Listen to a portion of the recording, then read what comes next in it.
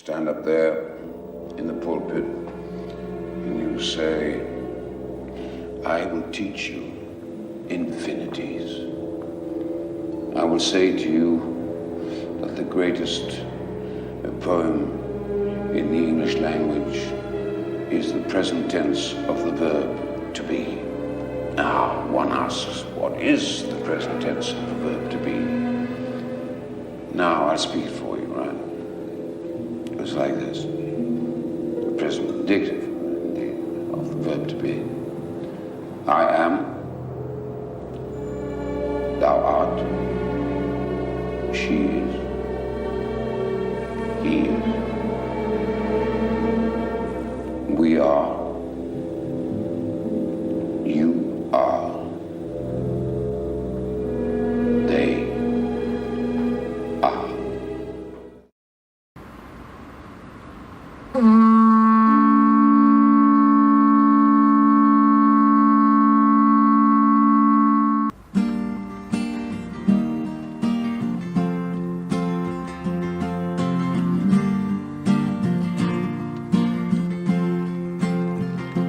Was uns bleibt, wenn Deutschlands Säulen brechen, wenn der Götterstimme trügt, wenn der Menschheit Wunden sich nicht rächen, wenn das heiligste Vertrauen lügt, wenn umsonst die aufgeblitzte Jugend des Vaterlandes Kerker stürmt und des Volkes Sparta gleiche Tugend. Furchtlos Leichen über Leichen türmt, was uns bleibt, wenn wir trotz unserem Rechte knirschend vor dem falschen Glücke stehen und des Friedrichs Pfeile Henkersknechte mordend durch der Freiheit Tempel gehen, was uns bleibt, wenn unser Blut vergebens auf des Vaterlandes Grab verraucht und der Freiheitsstern, der Stern des deutschen Lebens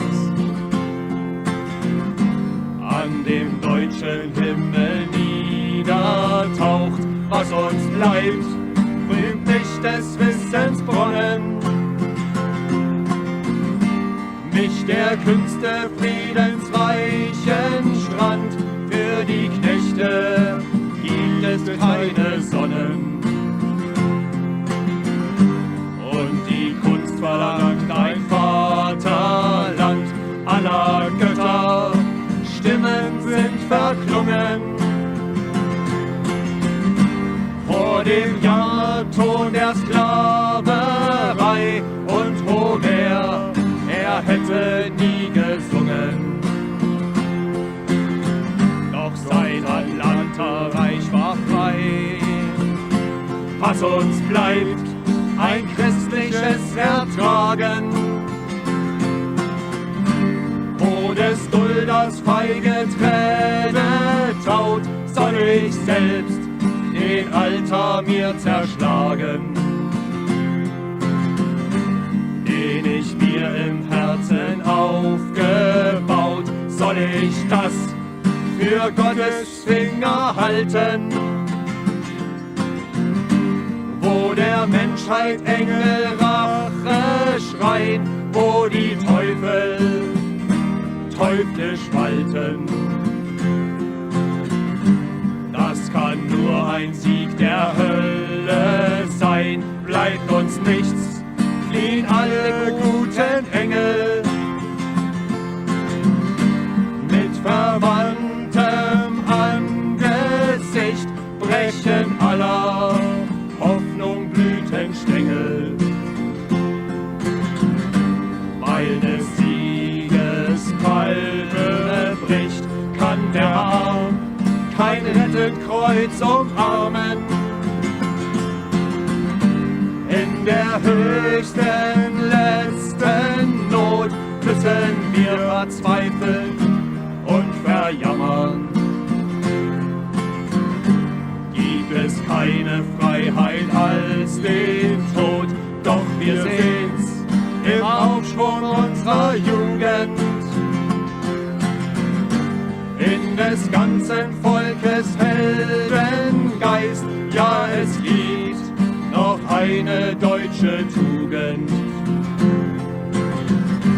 die allmächtig einst die Ketten reißt, denn auch jetzt in den bezwungenen Hallen Tyrannei der Freiheit Tempel bricht. Deutsches Volk, du konntest fallen, aber sinken kannst du nicht, und noch lebt der Hoffnung Himmelsfunken. Mutig vorwärts durch das falsche Glück, es war ein Stern, jetzt ist er zwar versunken, doch der Morgen bringt ihn uns zurück. Es war ein Stern, die Sterne bleiben. Es war der Freiheit goldener Stern, lass die blutigen Wolken treiben. Er ist in der Hut des Herrn, mag die Hölle drohen und schnauben. Der Tyrann reicht nicht hinauf, kann dem Himmel keine Sterne rauben. Unser Stern geht auf, ob die Nacht die freud'ge Jugend tötet. Für den Willen gibt es keinen Tod, und des Blutes deutsche Heldenröte. Jubelt von der Freiheit Morgenrot, und des Blutes deutsche Heldenröte. Jubelt von der Freiheit Morgenrot.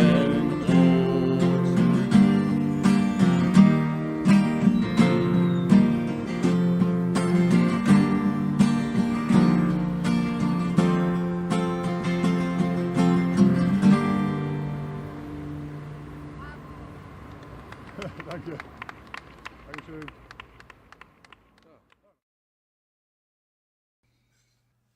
Welcome everyone to Season 3, Episode 9 of Conversations with the Wind. I hope everyone is all right and spending their time wisely. Please be safe and creative out there. The song you just heard is called Lieder für das Reich, Songs for the Empire, sung by Axel Schlimper and Nikolai Nerling.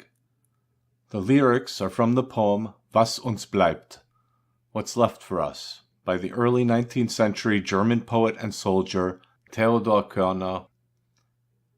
In this episode, I would like to focus on the storied history and deep lore of the German people with the title, The German Literary Spirit. When we talk about German literature, it's important to remember that we're talking about the German-speaking peoples in Europe, notably Germans, Austrians, and Swiss, to name a few. But these connections go much deeper. The German literary spirit reflects the European soul, and I don't simply mean this metaphorically. Every German-speaking nation borders a layer of European identity. The Mediterranean Latin Europe in the south, the Scandinavian Europe in the north, the Gallic Celtic Europe to the west, and the Magyar Slavic Europe to the east. Through their cousins, the Anglo-Saxons, the Germanic literary spirit was carried over to the British Islands. At one time or another, Germans interacted with and influenced their neighbors, or were influenced by their fellow European brethren.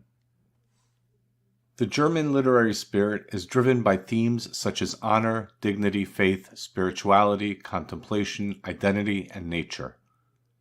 These concepts reach back to ancient Germanic and Indo-European roots and form a foundational structure which can help guide us all in our collective European continuity.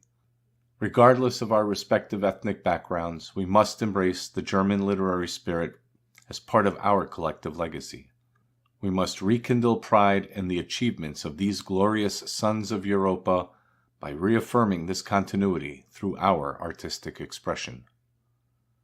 I will end this segment with a deeply emotional song titled Sunset Over the West, which was written in memory of the destructive terror bombing of the German city of Dresden. The song was written by our very own legendary singer-songwriter Hyrith. You can find Hyrith's music on our YouTube channel under the same name. Here is Sunset Over the West in memory of Dresden by Hyrith.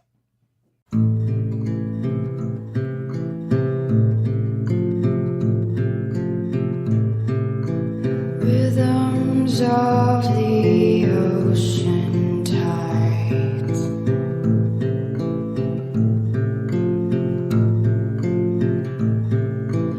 empires rise and so they fall.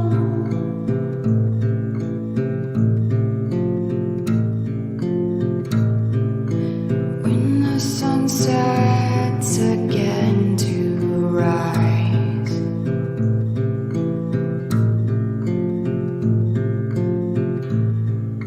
it's like we were never there at all.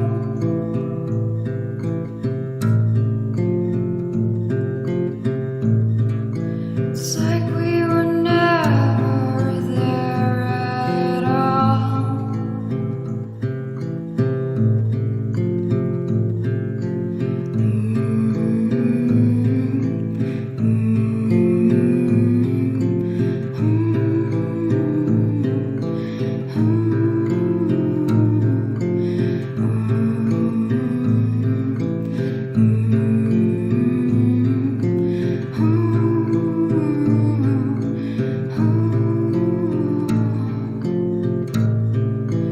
Only broken stones remain.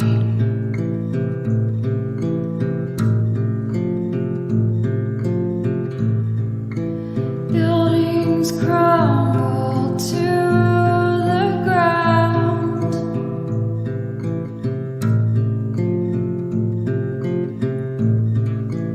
All the glory soon will fade.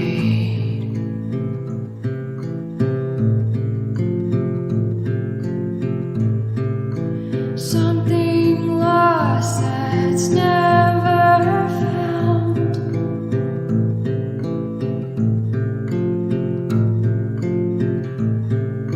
Something lost that's never found.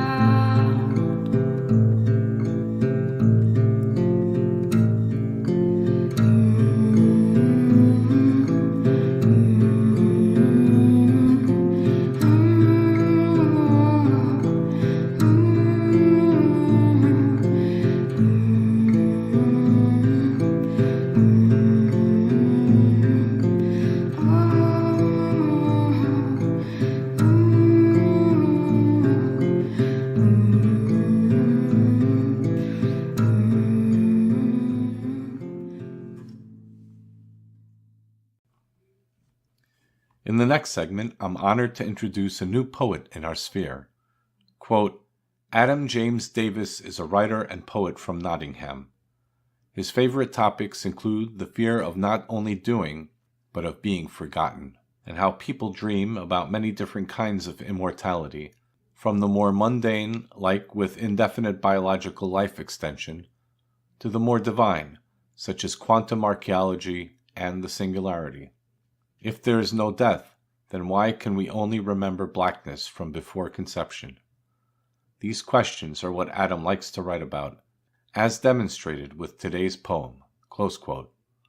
Although modern in its theme, this poem echoes a profound ancient contemplative spirit. I look forward to reading more of your work, Adam. Here is Technology is Magic and the Afterlife is the Future by Adam James Davis, read by Nullis. I do not want to die.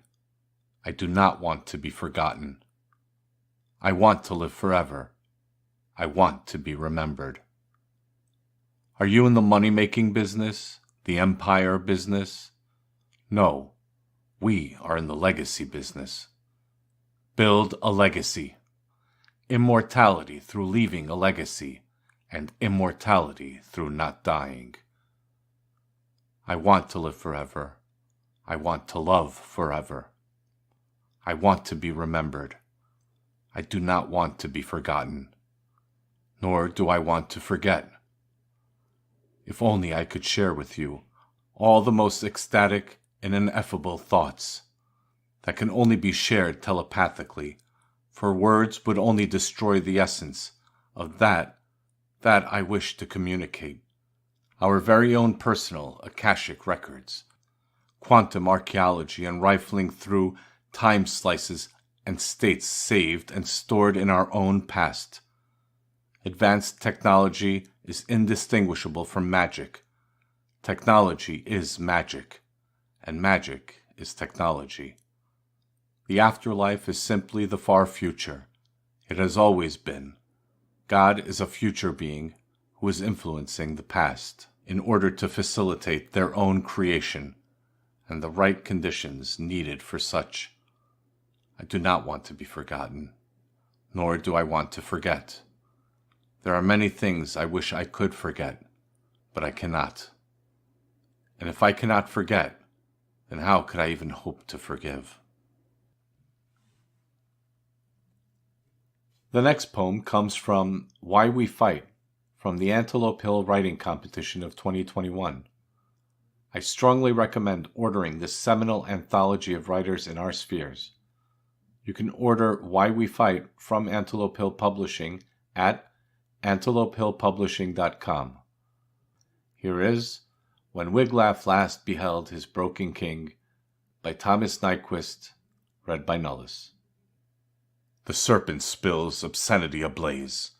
Each artful, wondrous thing its hoard assumes. No tower high enough to ward off doom. No perfect words can stay its lust for rape. Unseated every stone my fathers laid, uprooted every tree that bears good fruit. Their treasures bled to fill a cup consumed, with poison grafted into what remains. I have no dauntless shield, nor magic sword to wield, nor strength to lift them if I did. For what is left to sate my weary soul, defeat is promised prophecy. Unborn, a reasoned hope, that more than memory live, beyond the final sunset my eyes know. I close them now and rush to war in faith, that one remaining fortune yet eludes. The foe, elixir sweet I did not form by my design, but blessed with him who bleeding lies before me. Blood yet flows. The next poem is one of the most well-known Vaterlandslieder, fatherland songs, which was written in the early 19th century by Ernst Moritz Arndt. These patriotic anthems were written by various German poets during the wars of liberation against Napoleonic France. Arndt urges his fellow Germans to resist the French invaders, and condemns those who betray their homeland by actively or quietly assisting the occupiers. Here is The Fatherland Song by Ernst Moritz Arndt, unknown translation, read by Nullis. The God who made iron grow did not want slaves. Therefore he gave saber, sword, and spear to man in his right hand.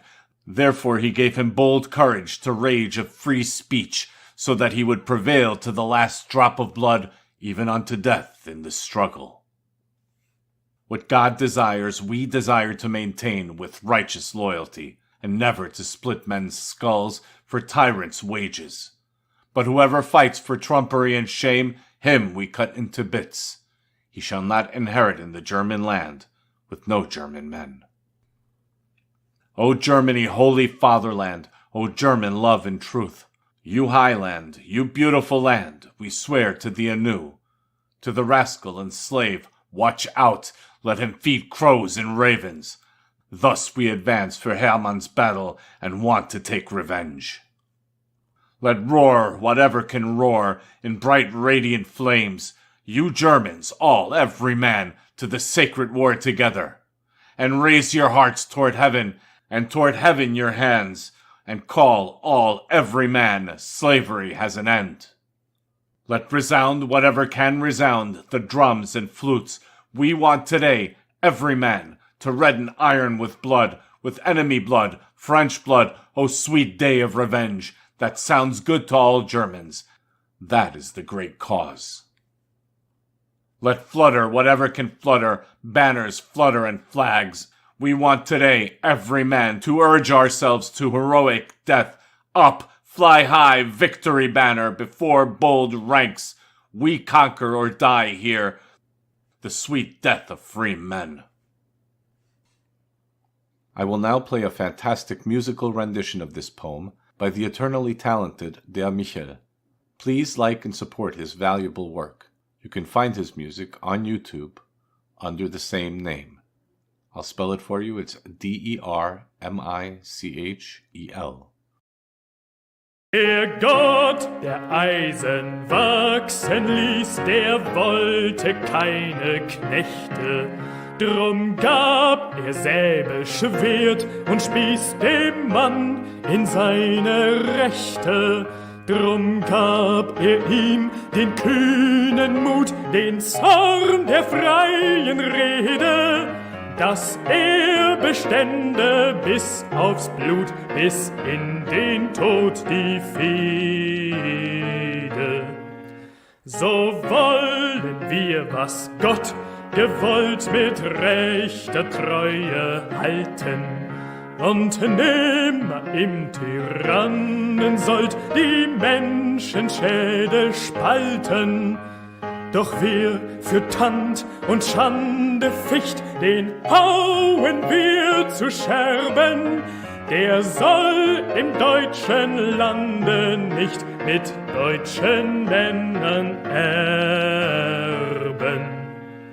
O Deutschland, heiliges Vaterland, o Deutsche Lieb und Treue, du hohes Land, du schönes Land, dir schwören wir aufs Neue, dem Buben und dem Knecht die Acht der Füttre, Krähen und Raben. So ziehen wir aus zur Hermannsschlacht und wollen Rache haben. Lasst brausen, was nur brausen kann, in hellen, lichten Flammen. Ihr Deutschen alle, Mann für Mann, fürs Vaterland zusammen. Und hebt die Herzen Himmel an und Himmel an die Hände. Und rufet alle Mann für Mann, die Knechtschaft hat ein Ende. Lasst klingen, was nur klingen kann, Trompeten, Trommeln, Flöten. Wir wollen heute Mann für Mann mit Blut das Eisen röten.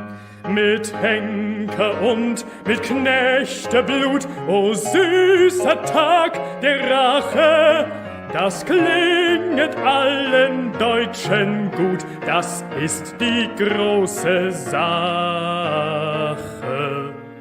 Lasst wehen, was nur wehen kann, Standarten wehen und Fahnen.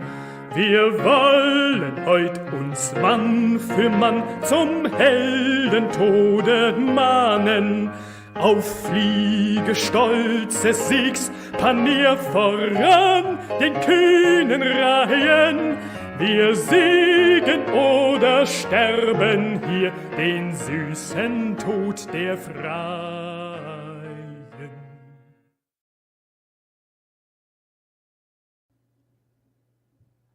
I will now play two poems in both German and English by tonight's guest, Köln Brüder. The first poem I'd like to present to you today is called Einfach zeitlos schön. It was written in November 1995. Einfach zeitlos schön. Sie sind die Handschellen der Zeit. Wenn Sie rufen, sind wir stets bereit. Termine sind Beton und werden nicht verschoben. Modischer Stil von Swatch wird gern gestohlen. Doch sie haben den gleichen Zweck, verwandeln uns in willenlosen Dreck. Sie rufen, wir springen, lassen uns ihren Druck aufzwingen, ohne Rast noch Ruh. Nur der Penner schaut belustigt zu, denn er hat kein Geld für eine Armbanduhr und misst die Zeit an einer Angelschnur. This translates into the following. Simply timelessly beautiful. They are the handcuffs of time. When they call, we're always ready. Appointments are concrete and won't be postponed. Fashionable style from swatches likely to be stolen. But they have the same purpose, turning us into mindless filth. They call, we jump. Let us impose their pressure without rest nor peace. Only the bum watches with amusement, for he has no money for a wristwatch and measures time on a fishing line. The next poem is called In der U-Bahn and was written, I think, around 1997. It goes as follows. In der U-Bahn. Wie ein unheimliches Fließband, langsam gleitend an der Wand, überwindet es die Schräge, macht uns aber schwach und träge. Waren einst die stolzesten Wanderer der Steppe, übrig ist fettes Fleisch auf der Rolltreppe. And this translates into something like this. In the underground, like an eerie conveyor belt slowly gliding along the wall, it overcomes the incline, but makes us weak and sluggish. We were once the proudest wallers of the steps. What's left is fat meat on an escalator.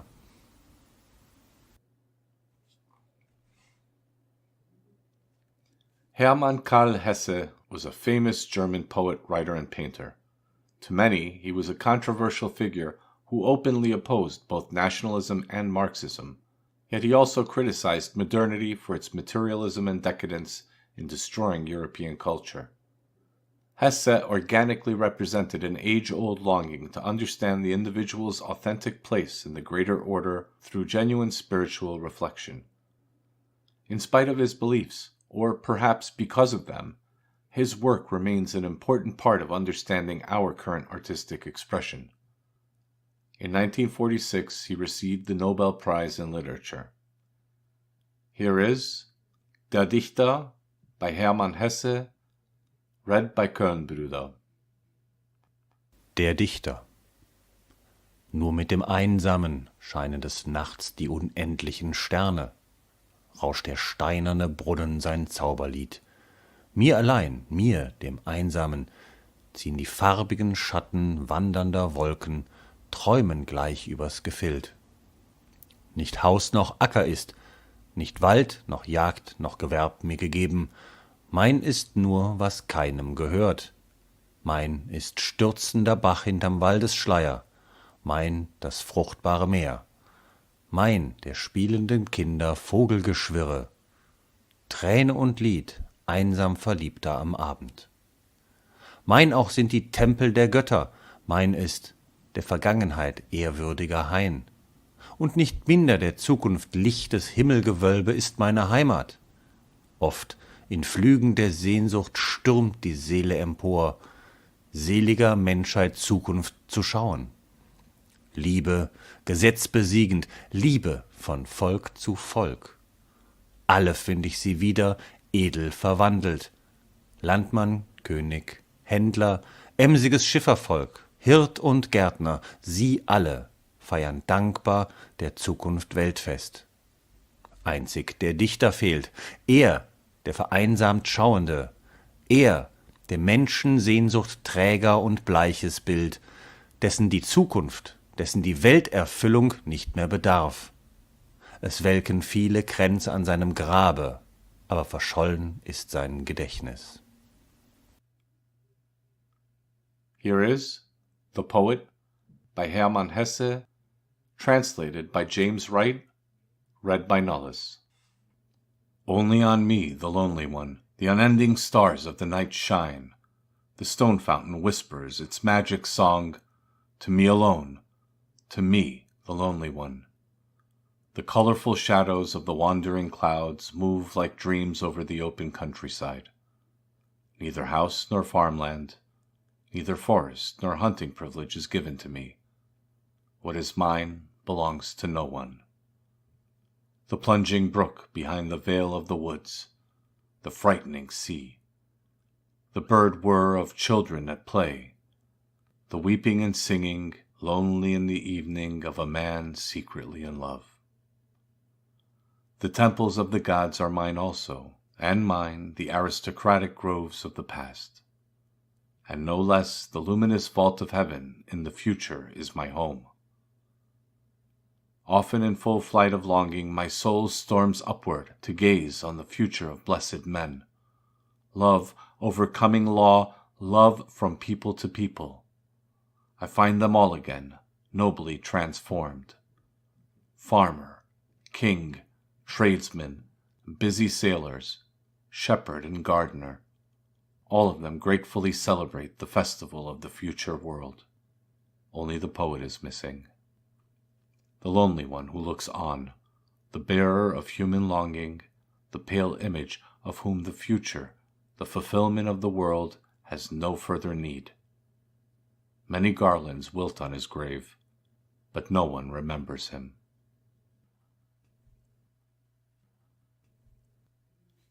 Karl Theodor Körner was a German patriot who embodied the virtue of the true warrior poet. In numerous battles, he demonstrated personal bravery and inspired his comrades with fiery patriotic verses, including Schwertlied, Sword Song, which he wrote during a lull in fighting only a few hours before his death, and Lützow's Wilde Jagd, which was set to music by both Karl Maria von Weber and Franz Schubert. Many people of his era dubbed him the German Tiratus. In 1813, Körner died a hero's death at the early age of 21. Here is Abschied vom Leben by Theodor Körner, read by Nullis. Die Wunde brennt, die bleichen Lippen beben. Ich fühl's an meines Herzens mattern Schlage. Hier steh ich an dem Marken meiner Tage. Gott, wie du willst, dir hab ich mich ergeben. Viel goldene Bilder sah ich um mich schweben, das schöne Traumbild wir zu Totenklage.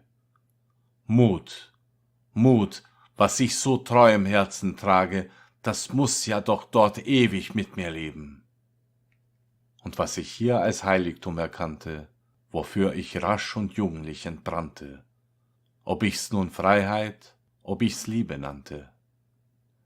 Als lichten Seraph seh ich's vor mir stehen, und wie die Sinne langsam mir vergehen, trägt mich ein Hauf zu morgenroten Höhen. Here is Farewell to Life by Theodor Körner, translated by G.F. Richardson, read by Nullis. My deep wound burns, my pale lips quake in death. I feel my fainting heart resign its strife, and reaching now the limit of my life. Lord, to Thy will I yield my parting breath. Yet many a dream hath charmed my youthful eye, and must life's fairy visions all depart.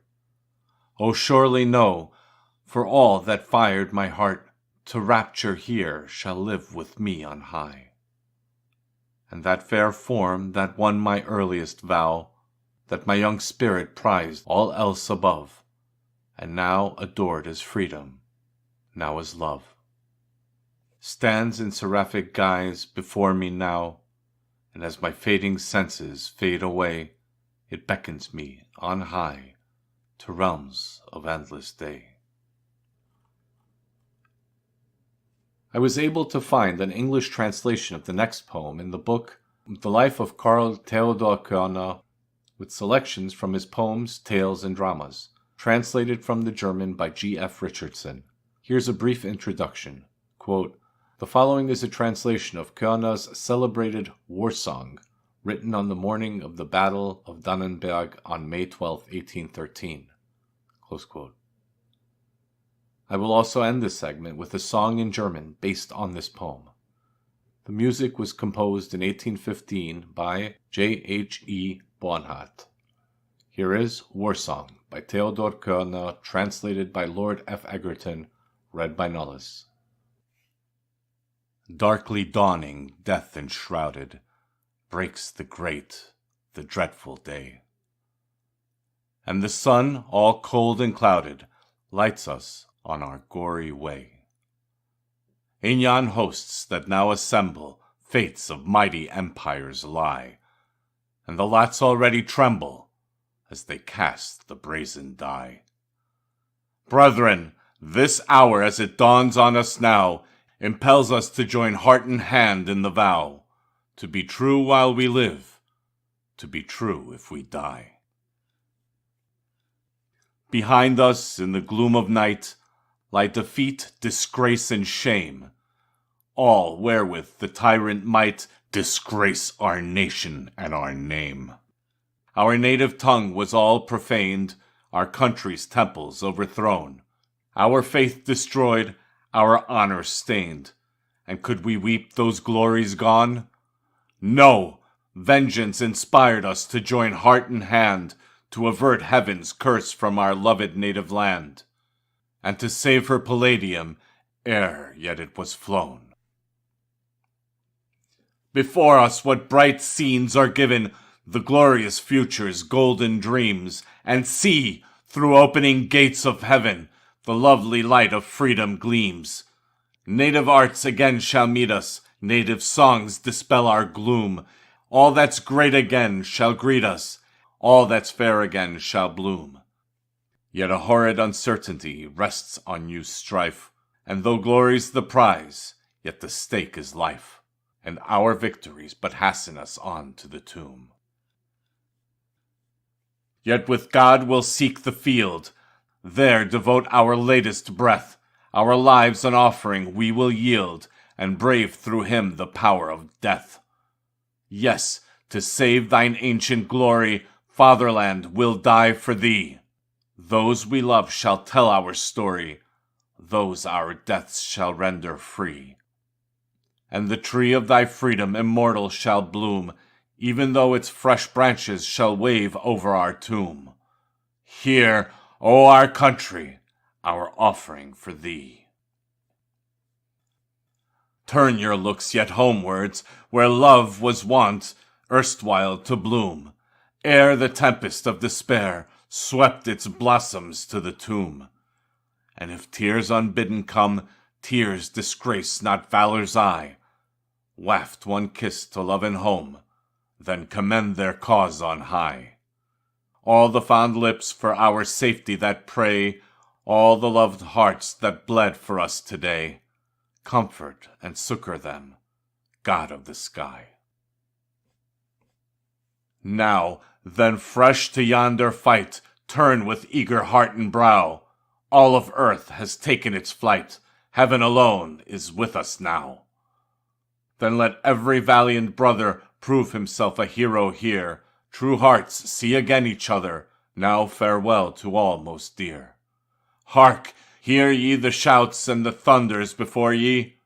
On, brothers, on to death and to glory, and we'll meet in another, a happier sphere.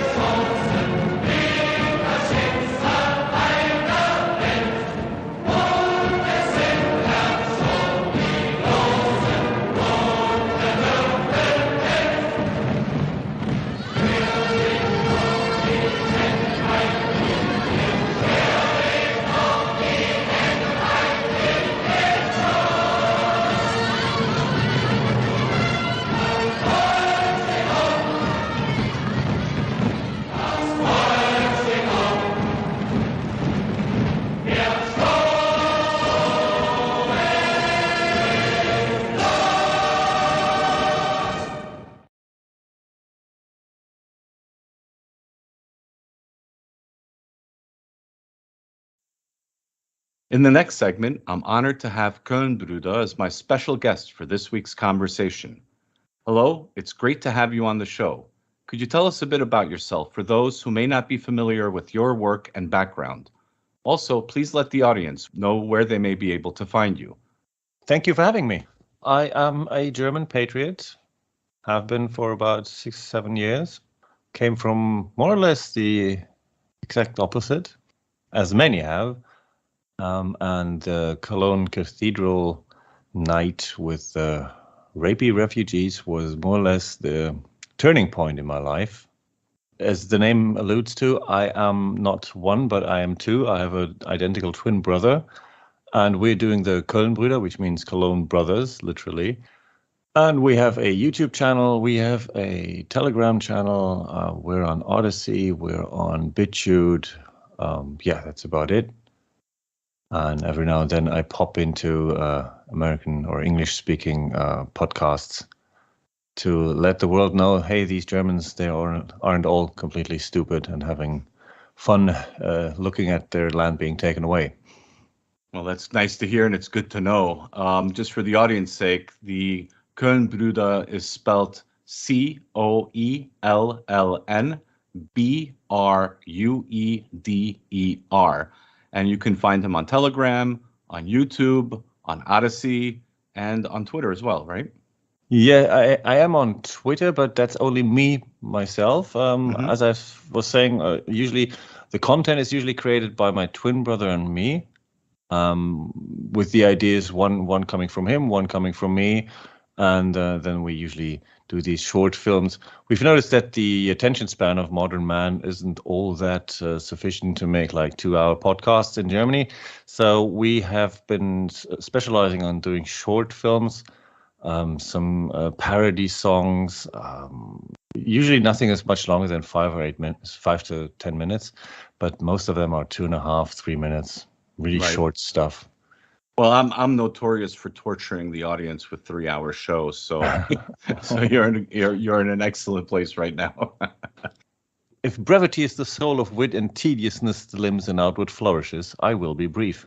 Let's try to make it a bit shorter than usual. Huh? Well, we'll try. We'll do our best. I always say that in the beginning that we'll make it short, and it always turns out to be a long conversation. But usually the audience loves the conversation and the guests, so I think they got used to the torture. Let's open this segment with the general theme of the German literary spirit. I'm going to kick off this conversation with the first question. Which elements do you feel best characterize German poetry and literature? Which stylistic and thematic characteristics distinguish German poetry from other European literary traditions, for example, English poetry? All right, the elements that best characterize German literature are really everything that is connected with nature. We're sort of extremely fond of nature. We have the forest is like our desired space. We are somehow still fixed to the forest in a way. That's, for instance, one reason why we're so obsessed almost with recycling. You know, we're just obsessed with protecting nature. We have this absolute certainty that we are a part of nature and not someone who got it from God and here you take care of it, but it's yours and do whatever you want. We somehow have this awareness of being part of it. And this goes back to ancient times too. I mean, this isn't a new phenomenon. You can read this in Tacitus Germania. He will, for those who don't know it, it's a Roman writer who went to early Germany, and he was more or less characterizing the different tribes in Germany, which are quite different. I mean, the funny thing is, in French we're Allemand because the Alemannen they live close to the French border. In the very northeast, we're called Niemiecki by the Polish because there was a tribe called Niemiec. All the countries that are around us, they have names for the tribe that was bordering close to their country. So we were never really realized to be one people. At least that's what the other people around us. They wouldn't see us as one people, but more like this mix of different tribes. Right. The Swabia people, the Bavarians, and so forth. Depending on which country was neighboring to it, they'd have the name of that tribe for the entire German people. Yeah, and you And that still only- have that today in Germany, right? Where you have what they call the Lokalpatrioten, or the local patriots, who are Yes, absolutely. And it's perfectly fine to be a local patriot, you know. Even here in Cologne, which is like the most leftist city that you can ever imagine. I mean, take Seattle and take it by 5 times or something, and you're just about there. And here, you can love this city, you know, but leave out the Cologne, and you know you're the worst human being who ever wandered the earth. It's really a bizarre thing, seriously. Yeah. You can be the most patriotically minded person towards your city, but as soon as it gets to all of Germany, you're doomed. You turn into a monster. When I was young, I was a fan of Herbert Grönemeyer, of his music. And I only found out later in life that he's a committed leftist. I mean, a huge leftist. And also, I always liked the band Bop, that's from Köln as well. And then I find out that they're also committed leftists, right, later on in life. But their music is really good. Grönemeyer, for example, which I found fascinating, he wrote this beautiful song about his wife who passed away, and it's a really beautiful song. And then he calls his wife Nordisch Nobel, right, which is the Nordic noble, right? Mm-hmm. Yet here's this man who's this open borders, leftist, virtue signaling globalist, and he's this huge local patriot. He's from the city of Bochum, right? Mm-hmm. And he's this huge local patriot. He calls his wife this Nordic noble, yet he professes all this insane politics. So it's really fascinating in many ways for a non-German or from an outsider perspective to look at these things and try to understand it, really, because it's unless you've lived in Germany. Fortunately, I've lived in Germany for about 11 years in total. So I kind of sort of understand it, but I wouldn't say that I fully understand it either, even though I've been there for many years. I would say that Germany in many ways is a country of contradictions of so many levels that it's fascinating. Absolutely. But for one thing, do never try to understand the lefty. It just, they don't understand themselves. Yeah. There's a funny story that occurred just yesterday, I think. There was a Fridays for Future. They want to do some sort of, function, whatever. And they invited a musician, and it's a white woman, and she has dreadlocks. Because of cultural appropriation, they told her, well, we're really sorry, but you can't show up. And if you cut your dreadlocks off, you can. And see, at the same time, they have this Carola Rakete, who is this captain. She's captaining the refugee boats, pulling in all these illegal immigrants into our country. She's wearing dreadlocks. No one cares, Yeah. They have this double standard that they have turned completely blind to. I don't know if they don't realize it, if they are just, I just don't know how they do it. To overlook this obvious double standard, and I've given up. There's this nice expression in Germany, etwas links liegen lassen.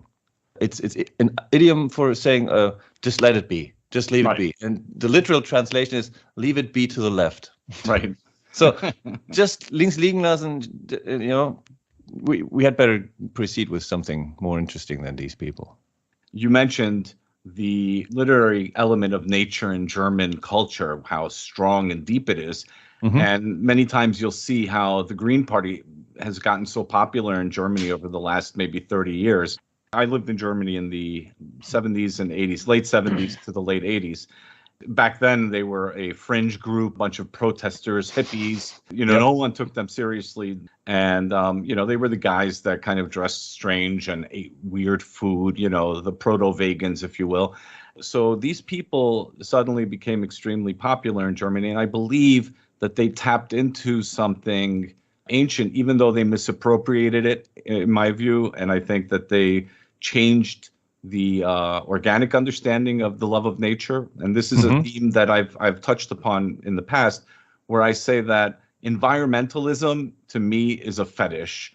Conservationism, protecting nature, protecting your environment, keeping a clean environment, is actually a right-wing philosophy.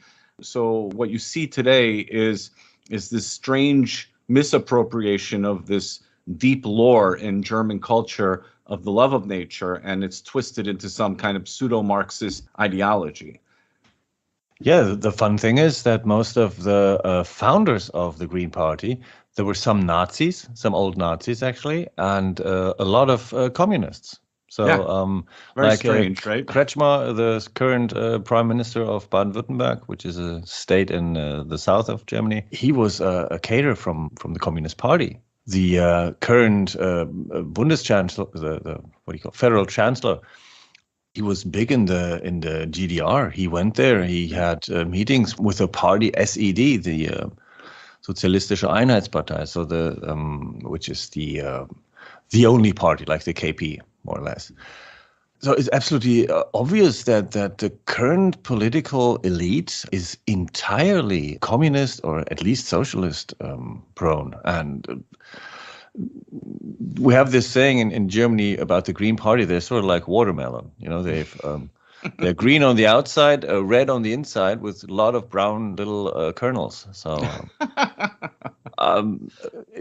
it's just so obvious. And now they have this foreign secretary. You probably don't get this because the interpreters will not interpret all of the mistakes. She needs logopedic therapy. Seriously, right. She has severe problems formulating just one correct sentence. It's so embarrassing to listen to this woman. Wir müssen Europa gemeinsam verenden. We have to end Europe together.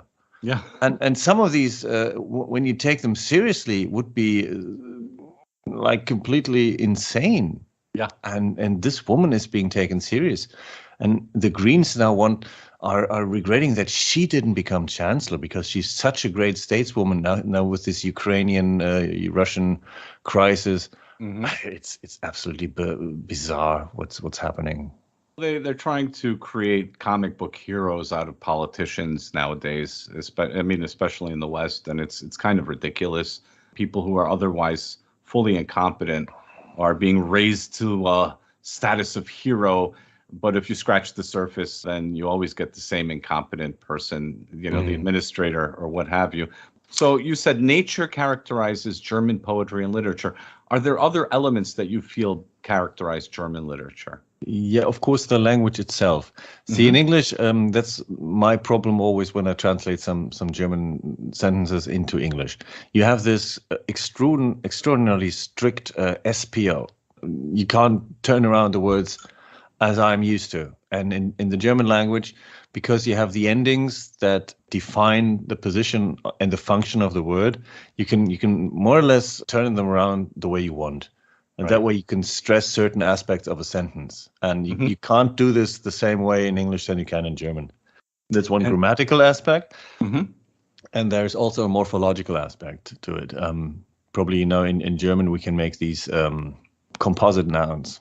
For instance, one of my favorite words, Gaszug-Rückholfeder. That's the little spring that pulls back the wire that's pulling on the carburetor to let some fuel in. And that's the reason why we're so good at engineering. Yes. Because we can assign to each and every single part in the car one specific word. And once this word is defined, everyone knows what it is. You're a mechanic, you know that word. You know exactly what sort of spring that is, how it's supposed to work. You can order it in the catalog and so forth. And I think that's what makes, that also has, of course, an impact on the literature. Because we will more play with these long words, which are probably to the amusement of other people. In the United States, Volkswagen at one time was advertising Fahrvergnügen. The Americans were just eating it up because they just love these long words that have no meaning in English. Like if you were to translate it literally, you'd have to write a whole sentence. But in German, it's one word. Yeah. And it's fascinating. And I've always found that to be very unique to the German language. Oh, actually, the Greek can also make these nominal compounds. Okay. And some, I think in Farsi, they also can do that. But you're right, it's pretty characteristic for German, for these sort of languages. Hungarians can also have these very long words. And if you're Hungarian, that doesn't matter if it's a created word, they'll know exactly what it means. Ah, okay. In German language, the verbs, they take on prefixes, and the prefix will entirely change the meaning of the verb, and mostly on a metaphorical meaning. For instance, to take in German means nehmen. Annehmen would be to receive or to accept. So it's something that you take on, literally. and so forth. And that's how the entire German language is made up, because then annehmbar. So now you have the adjective to it. It's acceptable. And this is German works a little bit like a Lego set. You put something in the front, in the back, and then you redefine the meaning of it entirely. And you can make new words, which is very creative. You can be very creative with the German language, just because you have these grammatical and morphological possibilities with it that English does not allow. And I've studied a couple of foreign languages, especially Portuguese, Spanish, and all the Romanic languages are rather boring when it comes to that. You also have to describe it a bit like in English. But English, especially when you read something old like Chaucer, you'll notice that it's actually very close to German. But we'll get to that later. I'm looking forward for that question, actually. We've touched upon the stylistic and thematic characteristics that distinguish German poetry from other European literary traditions. Are there any other distinguishing characteristics in German poetry or literature that you think would be worth noting? I'm not really the expert on modern literature, but when it comes to the old ones, especially if you take people like Hermann Hesse, like Rilke, like Ringelnatz, people somewhere between 1800, 1900 something, they took great care of making sure that they had a nice sound to it. So the metric was very important. The rhyme scheme was very important. They wouldn't refer to like the old classical forms like a sonnet or something like that, even though Hesse did that at times as well. But other than that, I'm not that much of an expert on other European literary traditions, other than maybe in the Portuguese time with Salazar regime. They developed a very intriguing way of coding their language because they had a censorship office. They developed something of a coding system. So a certain flower would mean this, and so on.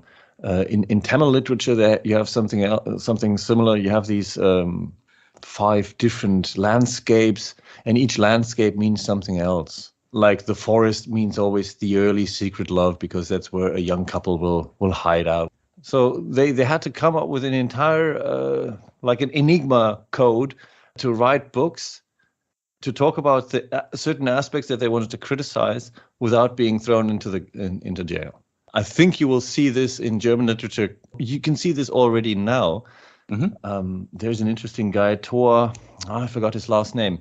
He wrote a really fantastic book in the style of a dictionary, stating that this is political correctness to German. And he sort of translated all this euphemistic language that has popped up in the recent years into real German, what it really means. And that's probably the hardest book I've read in years, because he's not taking any prisoners. You know what I mean? He's just so extremely honest about everything, about these euphemistic formulations, and he's just picking them apart and just analyzing them to death. And that's a really good book. And how have ancient Germanic roots influenced German literary themes and concepts? Okay. Now, of course, here we come to the Edda. You probably heard of it. It's not only the Scandinavian people, but interestingly enough, the Nibelungen Saga, the Nibelungen Saga, you would say in English, it also is contained in the Younger Edda. And the central theme that is now in the German spirit is the Nibelungentreue. That is the sort of loyalty to the Nibelungen. But the blind loyalty, the blind obedience. Right. That and it's often said that the Third Reich could only happen because of this blind obedience that the Germans are prone to, and that because of that, the Germans must never again have a strong military, and they must never again. This never again is like it's like a mantra that you hear when you enter school. You will hear this mantra: never again, never again, never again, and it's repeated over and over again. And you are the bad guy. You are the bad guy. You have it in your blood. You have it in your blood. But there are no races, but you have it in your blood. It's So this loyalty, this blind loyalty that is a deep part of Germanic cultural lore is used against the Germans, essentially. Today it is. I think so too. I think so, yes. There's another aspect from the Nibelungen, and that's the betrayal. And my wife keeps telling me, you can't be mad at someone to come to a place like here and, to take advantage of the money that you get and all these things. But you can be mad at people who allow this to happen. Right. And so the traitors, more or less, that's especially here in the November of 1918. You had these Novemberverbrecher, as Hitler called them. They were the ones that signed this Versailles Treaty. Right. And the Marxists that even during the war fell into the back of the fighting forces and thereby caused the defeat. At least that's how some describe it. And so this is also a central theme in German literature, is the betrayal. The treason against a family, against a company, against an entire people, whatever. Against the tribe, if you will. Against the tribe, yeah, of course, exactly. And these all have their roots in ancient Germanic traditions, if I understand it correctly. It could be, or maybe the ancient literature was only so good at pointing out, look, this seems to be a characteristic of you people. You tend to, when you see your own advantage, you always have some bad apples in the basket, and they tend to, become traitors. Right. That's with other people the same, I would suppose, but obviously with us Germans, that was always something very central, because it was seen as the lowest thing to do. If you lived in a small tribe of a couple of hundred people, you have to imagine back in the days, Germany was entirely forest and swamp. So you had to get your little piece of land to keep your cattle, to do your farming.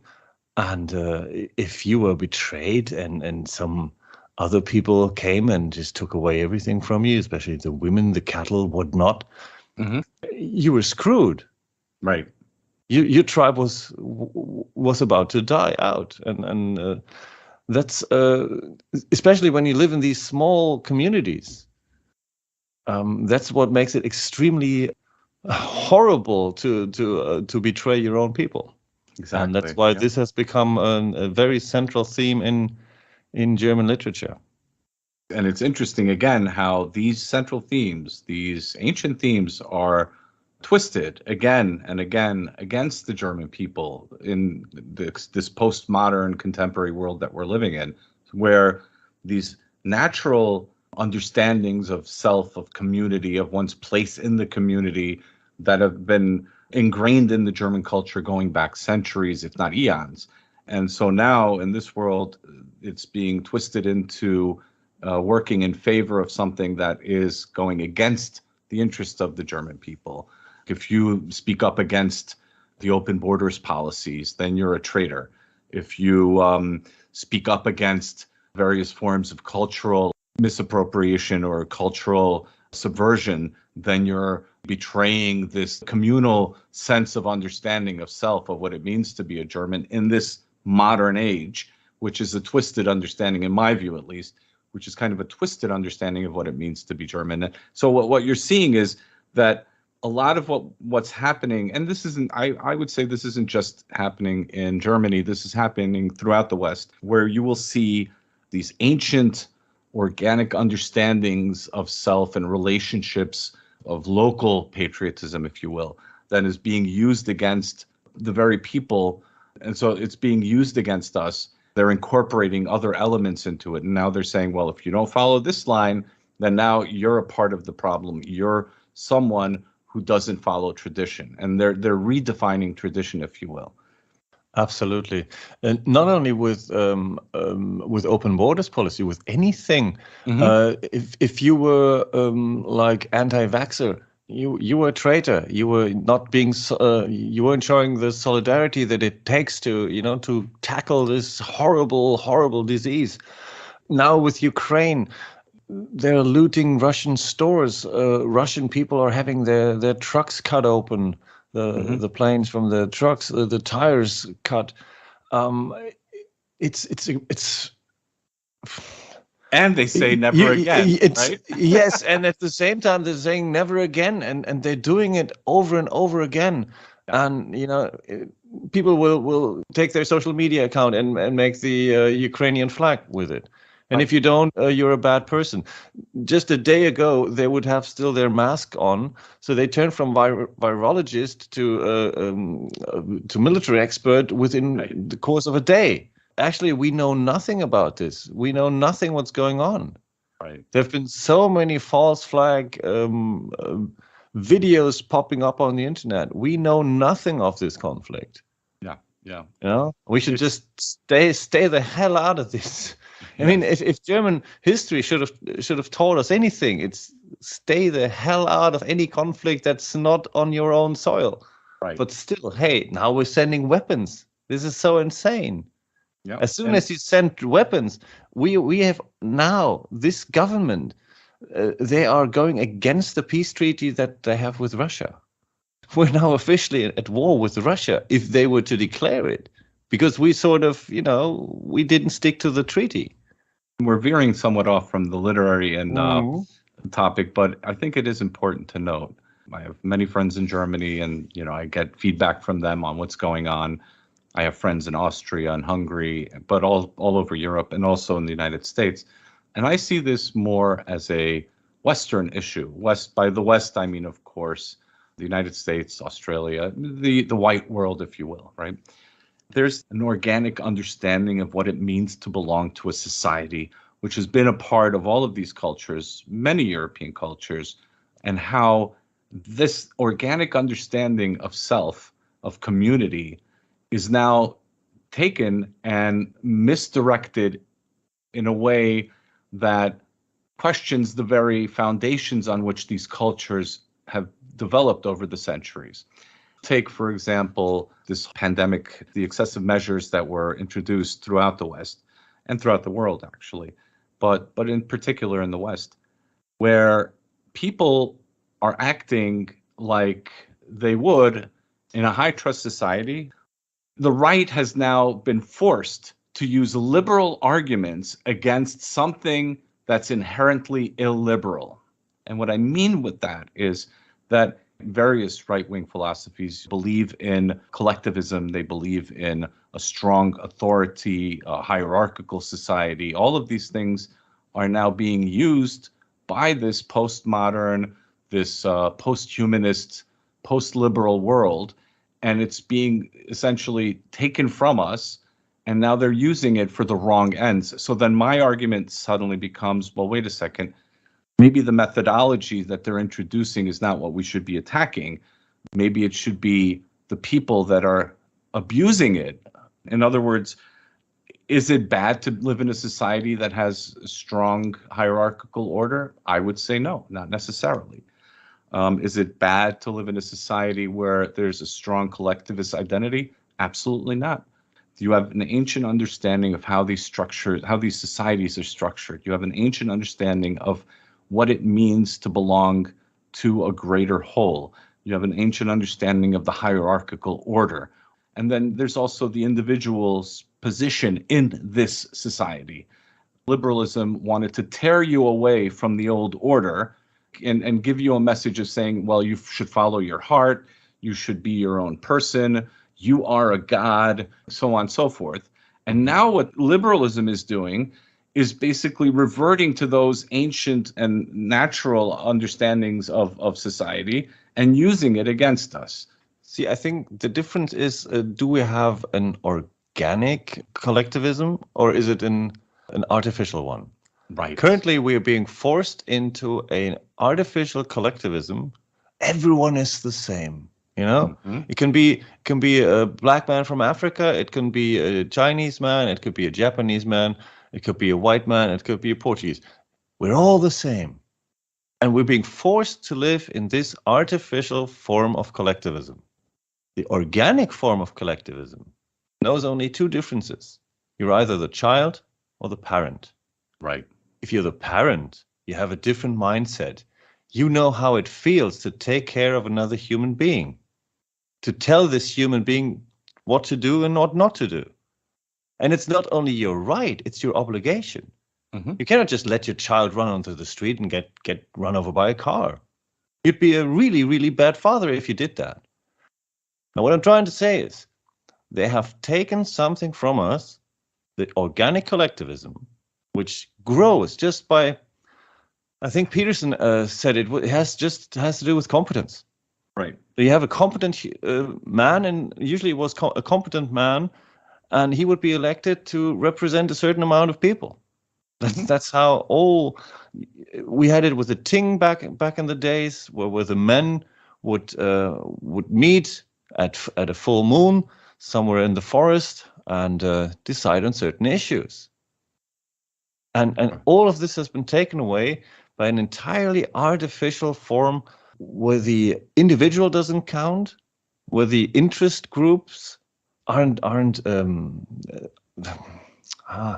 they don't have to answer any questions anymore. They're not liable at all. Right. It's a world without consequences. Yes, absolutely. For them it is. We bear the consequences. We as the taxpayer. Right. We're paying everything. And they're just laughing and getting weapons deals. The pharmaceutical industry is getting rich as cruisers from a coronavirus that, if you ask me, has never existed in the first place. It's artificial collectivism, I would call it. Artificial collectivism. That's a good way of putting it, and it fits well with the idea of artificial identities that are being promoted nowadays. The themes today, as opposed to these ancient themes of organic realities, of organic understanding of identity, of organic understanding of society, are now replaced with this artificial understanding of self, artificial understanding of society, an artificial understanding of the collective. The individuals, let's say the Europeans that had this long tradition, are now confused because from a methodology point of view, it looks similar, but in reality, it's completely different. And so maybe our job as artists and people who create, various content creators is to sort of highlight the difference between the artificial and the organic. And by highlighting this difference between the artificial and the organic, the European man will then suddenly realize what's going on around him and realize that the wool is being pulled over their eyes. Let's take identity of family, right? So you'll have, in the old days, a family meant an extended family. It wasn't just the nuclear family. It was a community. Of course. And probably around the mid-20th century, it started to change to the nuclear family. And the nuclear family was the father, mother, and the children. But all of that changed as those children grew up in the 60s, and then everyone became an individual. So now there weren't even nuclear families anymore. Those were being torn up. And so the more you see this, the more it devolves into this, not individual, but into this mode of production, this Marxist, even capitalist kind of approach to what it means to be an individual. And so it's all a materialist approach, and it strips us away of this spiritual connection, which I think, and then I'm going to circle back again to the German literary aspect, strongly emphasize that people do a lot more research. I strongly urge everyone to immerse themselves in German literature because there's a lot of spirituality in German literature. There's a lot of understanding of this connection between the natural and the divine. German literature, in my view, is very passionate. And people always think of Germans as some cold, calculating people, but they're not. They're very passionate individuals. I think so too. So let's go to the next question. What are your thoughts on artistic movements such as Sturm und Drang, German Romanticism, and German Realism?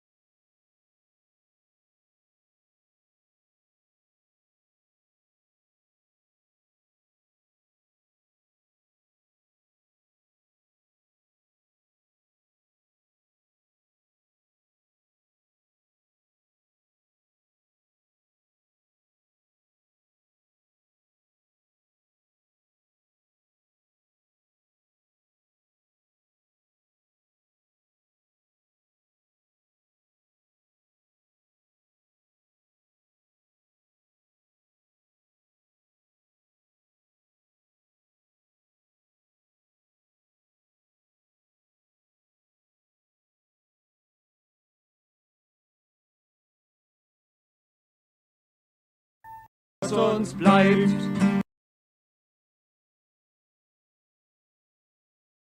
And the This was a big topic in Romanticism. Fun aspect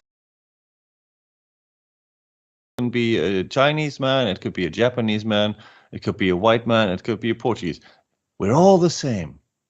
And we're being forced to live in this artificial form of collectivism. The organic form of collectivism knows only two differences. You're either the child or the parent. right. If you're the parent, you have a different mindset. You know how it feels to take care of another human being, to tell this human being what to do and what not to do. And it's not only your right, it's your obligation. Mhm. You cannot just let your child run onto the street and get run over by a car. You'd be a really, really bad father if you did that. Now, what I'm trying to say is they have taken something from us, the organic collectivism, which grows just by. I think Peterson said it has to do with competence. Right. So you have a competent man, and usually it was a competent man, and he would be elected to represent a certain amount of people.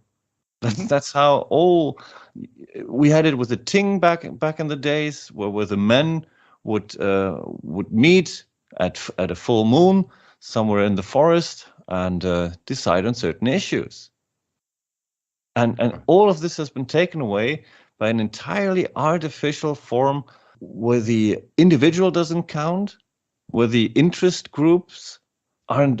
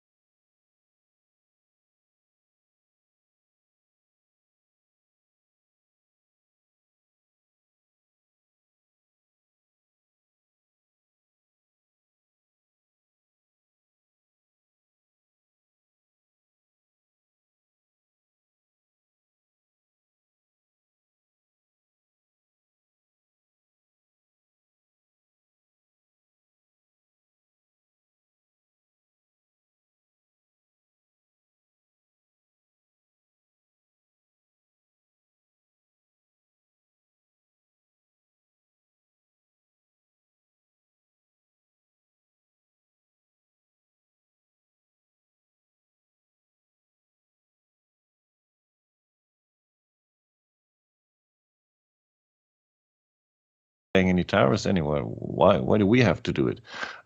They were very the militaristic aspect was also in Schiller's life, at least. He had to attend a sort of an military academy, and he wasn't really happy with it because he was more of that poet kind of guy. Then you come to German Romanticism. That was the time, more or less, the middle of the 19th century. Marx, if you ask me, has never existed in the first place. It's artificial collectivism, I would call it. Artificial collectivism. That's a good way of putting it, and it fits well with the idea of artificial identities that are being promoted nowadays. The themes today, as opposed to these ancient themes of organic realities, of organic understanding of identity, of organic understanding of society, are now replaced with this artificial understanding of self, artificial understanding of society, an artificial understanding of the collective. The individuals, let's say the Europeans that had this long tradition, are now confused because from a methodology point of view, it looks similar, but in reality, it's completely different. And so maybe our job as artists and people who create, various content creators, is to sort of highlight the difference between the artificial and the organic. And by highlighting this difference between the artificial and the organic, the European man will then suddenly realize what's going on around him and realize that the wool is being pulled over their eyes. Let's take identity of family, right? So you'll have, in the old days, a family meant an extended family. It wasn't just the nuclear family. It was a community. Of course. And probably around the mid-20th century, it started to change to the nuclear family. And the nuclear family was the father, mother, and the children. But all of that changed as those children grew up in the 60s, and then everyone became an individual. So now there weren't even nuclear families anymore. Those were being torn up. And so the more you see this, the more it devolves into this, not individual, but into this mode of production, this Marxist, even capitalist kind of approach to what it means to be an individual. And so it's all a materialist approach, and it strips us away of this spiritual connection, which I think, and then I'm going to circle back again to the German literary aspect, strongly emphasize that people do a lot more research. I strongly urge everyone to immerse themselves in German literature because there's a lot of spirituality in German literature. There's a lot of understanding of this connection between the natural and the divine.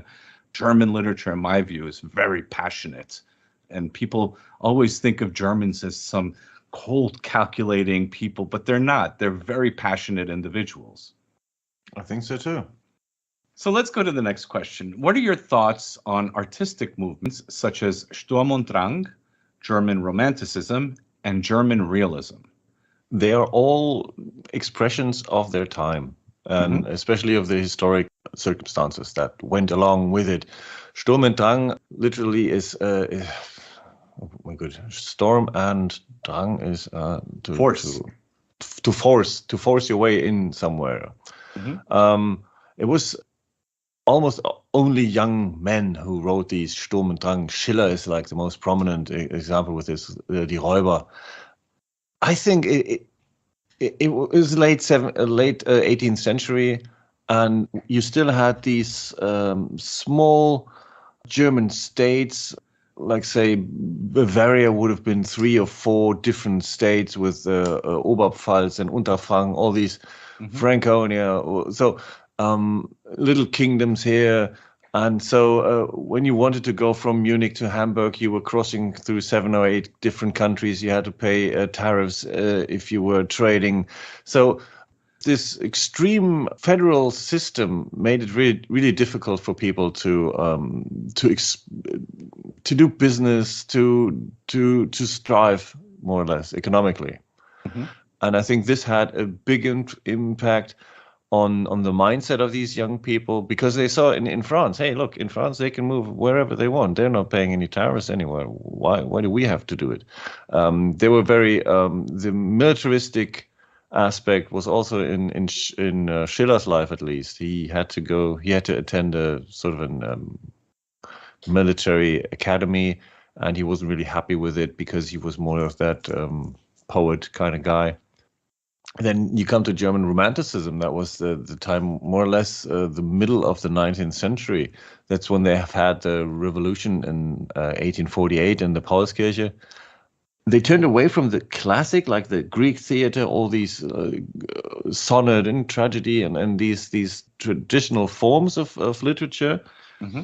And instead, they turned to sort of this medieval mysticism. So it was more or less like this small area between reality and dream.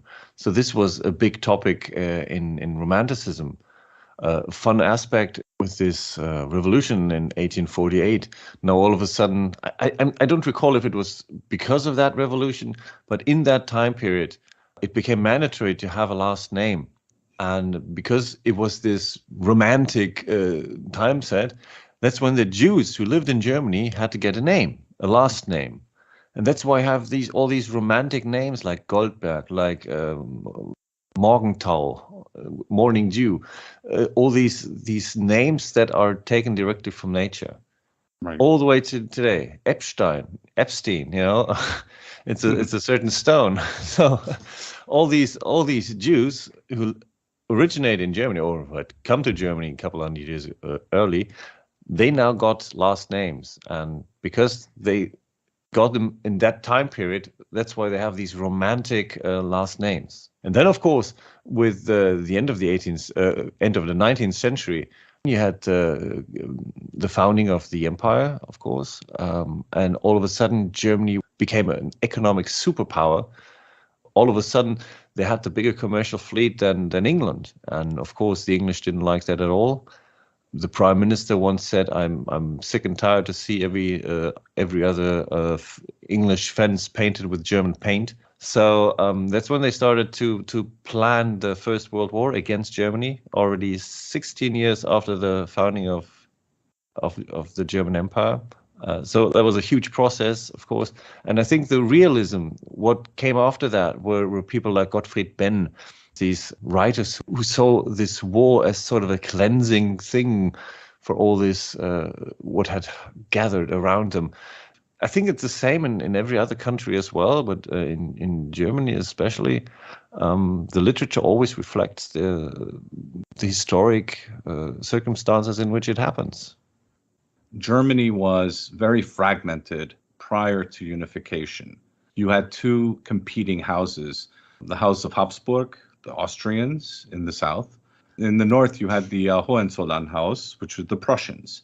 Both of these houses were competing with each other to dominate the rest of Germany. And so that led to several wars between the Prussians and the Austrians. But it was also a religious war, the Protestant Prussians, the Catholic Austrians. But it was also about primacy over Germany and the future of Germany. When you're looking at Germany culturally, we also have to mention Gutenberg and the press. Of course. We also have to mention Martin Luther. If we could just sidetrack on this just quickly for the audience. The difference between Hochdeutsch, High German, as opposed to the various dialects throughout Germany. This essentially evolved with Luther, with Gutenberg, with the Gutenberg press, and it created a stronger understanding, a stronger cohesion of the Germanic peoples. I think people like Goethe and Schiller, they were still writing in their dialect. Mm-hmm. Yeah, if I read Goethe today, I'm not reading the original, but I'm reading a redirected version, more or less. With Schiller, he was from Hessen, really broad accent, and the Eppelwoi. So they have, it's really difficult to say. Let me summarize it that way. The Saxons, the grammar of the Saxon dialect has become more or less the Hochdeutsch, the High German. And the Niedersachsen, the Lower Saxony, they are what we say today, they speak the Oxford German. They have this Hochdeutsch without any accent, really. So imagine a strip that goes all the way from the very east in Dresden, all the way up to the northern coast and the border with Holland. Mm-hmm. That's more or less the area where some sort of Saxonian people live. In the very west, that's where they speak this High German. I'm pretty sure that Luther was working somewhere in Eisenach. That would be Sachsen-Anhalt, I think, today. But unfortunately, they've changed the names around a lot. So I'm pretty sure that he was publishing in Saxonian. And I mean, to translate the Bible into a vernacular has always been sort of a sacrilege. I mean, I remember in Portugal, it was a big deal everywhere. What's his name? Bartolomeo de las Casas, I think he translated into Spanish. So whenever you give the ordinary people the possibility to check on what the priest or what the authorities are telling you, that's always sort of a taboo being broken. Mm-hmm. And that's what Luther did.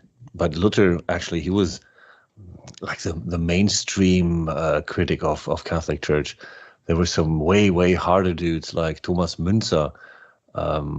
He was like the first socialist, actually. Luther was only in the theological area. He was saying, listen, we have to change this, all this Ablasshandel. What's that again? You had to give money to the church in order to have your sins taken away from you. So in German, that's Ablasshandel. I can't think of the English word. So he was a critic of all these economic exploits that the Catholic Church was taking from the people. So he was criticizing that. But Münzer, he went further and said, listen, we have to change this whole system now. And we have to, he was really a collectivist in a very bizarre kind of way. So that was an interesting time in Germany, 16th century. In English, it's called indulgences. Okay. Mm-hmm. Let's backtrack a moment here. So we'll say that over the centuries, German identity was fragmented into a tribal understanding, a princely understanding of who belonged to which flag, if you will. Well, you have certain exceptions, like the Saxons, the Bavarians had a very strong understanding of identity over the centuries. But then you had these tiny principalities all over Germany that were culturally bound to their neighbors in many cases, but they were politically independent. And so it got to a point where it was so fragmented. You had several hundred of these principalities in what is today Germany, or what was the Holy Roman Empire. And I think that over the centuries, this led to a fragmentation of identity, of what it meant to be German. This also even fragmented the tribal understanding, the ancient tribal understanding of what it meant to be German. It's a very complicated history because you did have these efforts through various unification attempts. You had this understanding of a larger collective of what it meant to be German. Some would argue that the Dutch are also German. It says so in the national anthem. Yeah, we're of German blood. So there's no see Dutch, Deutsch. Yeah, that's where the name comes from. So they are of German blood. No, there's no question about it. You know, the Dutchmen will not admit this, of course, today, but they sing it in their national anthem. They do. They do. It's nothing that they would be really that they would boast with, because being German has a certain setback these days. But in their anthem, they sing, "We are of German blood." So they are well aware. And it's also fascinating that from a cultural point of view, the Germans in the South are very different than the Germans all the way up in the North in Schleswig-Holstein. Oh, yes. Totally different understanding of what it means to be a German. In the North, it's a lot more similar to the Scandinavian identity than it is to the Bavarian identity. The Bavarian identity and the Swabian identity is probably more of a Catholic Mediterranean, if you will. I don't want to use that term because it's not. It's maybe an Alpine understanding of what it means to be German. It's not that bad, this expression, because the Romans got to them. The Limes was going north of them. So that was more or less the dark Germania where the Romans never set foot into. Or, well, they did, but, they ran into some problems with a man named Arminius, and they turned back, and they never came back. This is actually a really good segue to the next question. So the German literary tradition is rich in detail and has had a profound impact on many cultures throughout Europe and the world. In spite of this, the German cultural spirit is often misunderstood. What are your thoughts on this? Do you remember the movie Inglourious Bastards? Yes. Christoph Waltz, he was playing an SS officer. Mhm. He was extraordinarily well versed in Italian, in French, in English, in German. But of course, he was a monster. I think this figure from the movie kind of sums up the way, at least that's how I perceive it, how we're being looked at. You know, we are these distinguished people who, you know, are good at recycling, and we like nudism, you know, all these bizarre things that other people don't understand. We wear socks in our sandals. All these stereotypes that that people will think of. We wear lederhosen. We drink incredible amounts of beer from huge glasses. I think it's a difficult question for me to answer, because I'm German. I'm only through English American movies is it that I get to see how the world perceives me. I don't even own a lederhosen. Even nowadays, I would really want to have one for other reasons. But the cultural spirit, that's such a. Can you get a bit closer on that? What do you mean by that? I mean, there's this very strange misconception about the Germans, in my view. So, on the one hand, there's this tremendous amount of respect for German philosophers, German writers, German musicians, classical musicians in particular. There's a strong reverence for this aspect of German culture. But it's almost like it's separated through this very clearly defined wall between what this kind of German culture is, and that German culture belongs to everyone. But then you have the other German culture, which is the romantic German culture, the culture of identity, the culture of understanding what it means to be a German. So that aspect of German identity is demonized to a degree where you have to be extremely careful how you express yourself artistically as a German. You have to be very careful how you express yourself in any way as a German, to be honest with you, when it comes to your identity. So the world looks at the Germans through this very bizarre lens, I would say, where they have this cognitive dissonance between the high culture of Germany and then the identity culture of Germany, the organic culture of Germany, the natural understanding of what it means to be German. Yeah, somehow 12 years in our history changed the entire people, didn't it? I think what you're referring to is much more a question of the Anglosphere. I mean, what happened during World War II was more or less you, or not you personally, but like Bomber Harris, he nuked 300,000 people to death. He sent phosphor and burning fluids from the sky, and that made civilians get stuck in the molten asphalt. These were hideous war crimes that were committed against Germany. The German soldiers, they were not considered to be prisoners of war. They were considered as disarmed combatants, I think that was the term. So 2 million of them were starved to death. My grandfather was in one of these camps. He still tells me he hated Americans to the day he died because of the way that he was treated in Cherbourg in France. So I think this also has to do with history. I mean, we have to be demonized. How else would the Anglosphere not get into mental problems themselves for having done all these war crimes against Germans? Patton said, well, we fought the wrong enemy. And I think he was right. And speaking of the wrong enemy, the Soviets, and sadly, even to this day, the Russians continue their own version of this mythology, were even more brutal and cruel with the Germans post-World War II, and the Hungarians too, by the way. Many civilians, not just soldiers, suffered dearly after the Soviet Red Army invaded Germany and Central Europe. This is what we're seeing even right now in this struggle that we're seeing in the Ukraine, which is essentially two sides that are using that mythology to justify whatever it is that they want to achieve. And then here we are Germans, Central Europeans in general, who are stuck in the middle of this.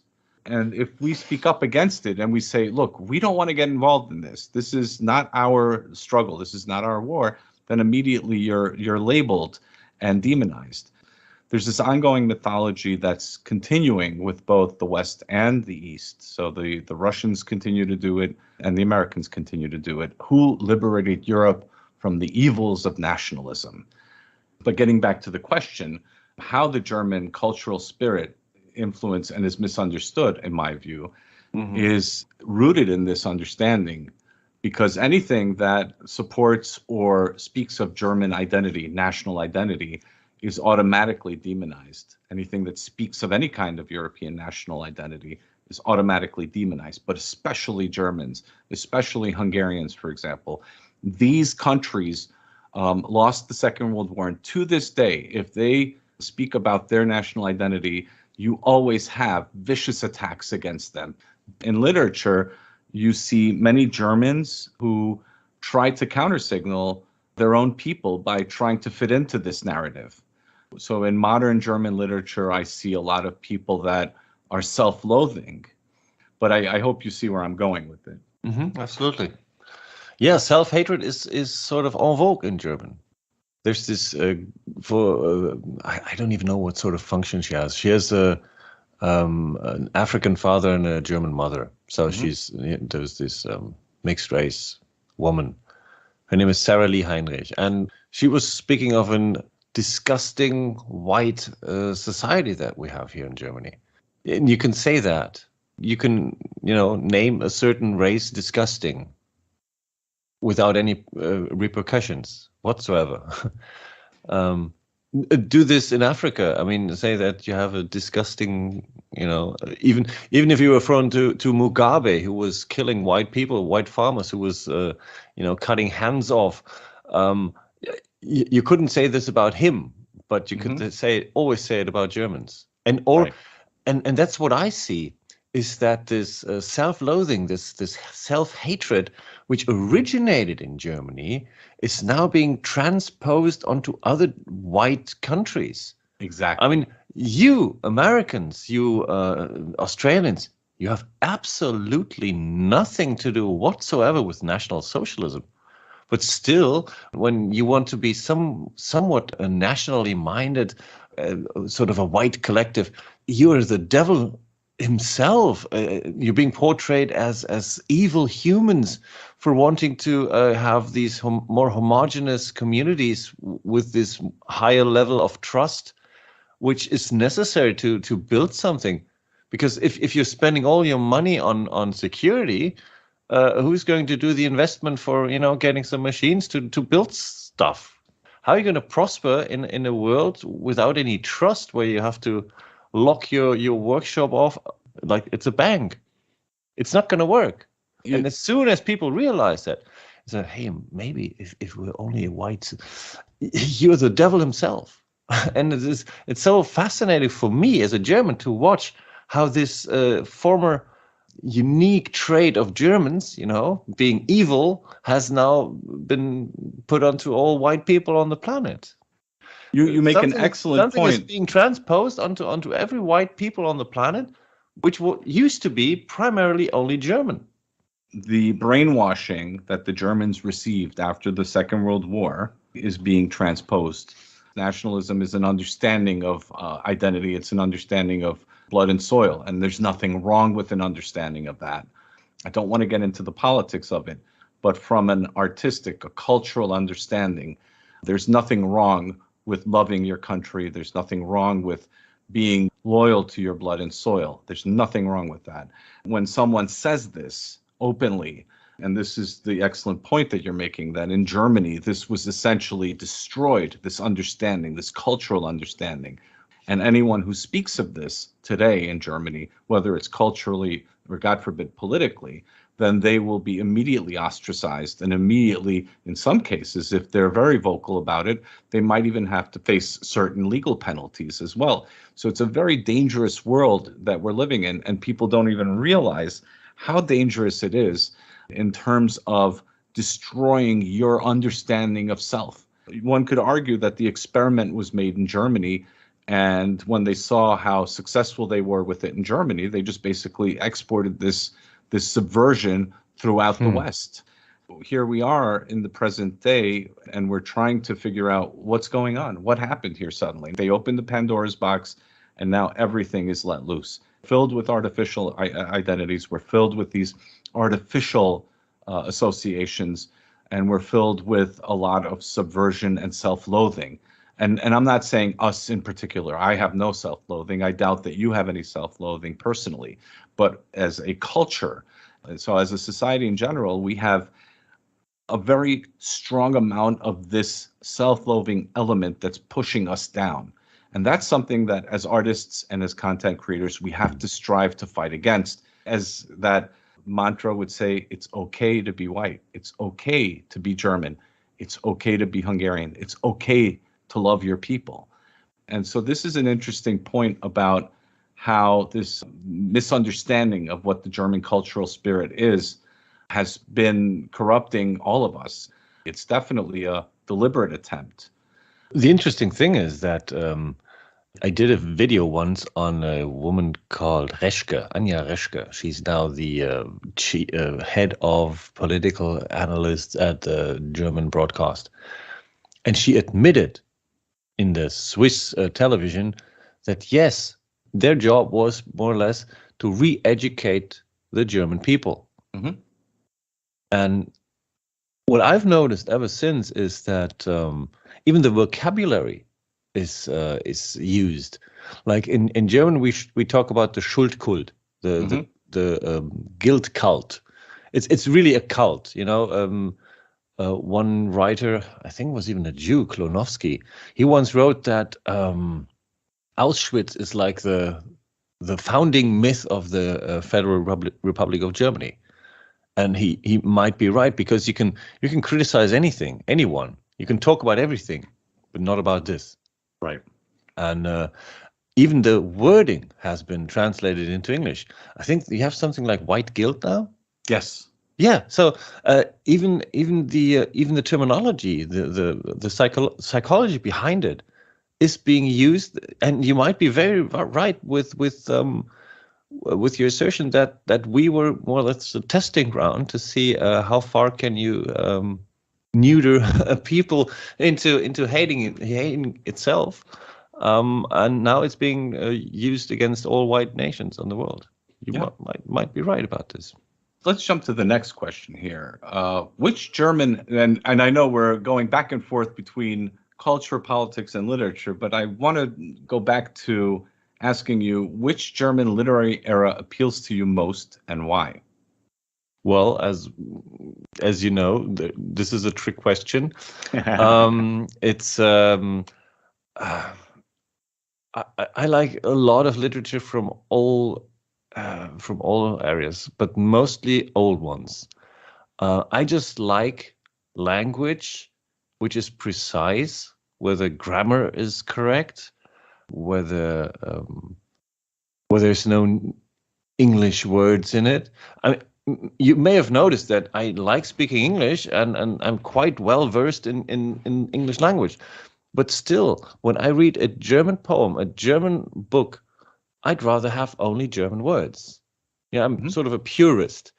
And as long as a piece of art can cater to this lust for purity in the words and the grammar, and then I will enjoy it. It's kind of a basic answer to a general question. I don't know.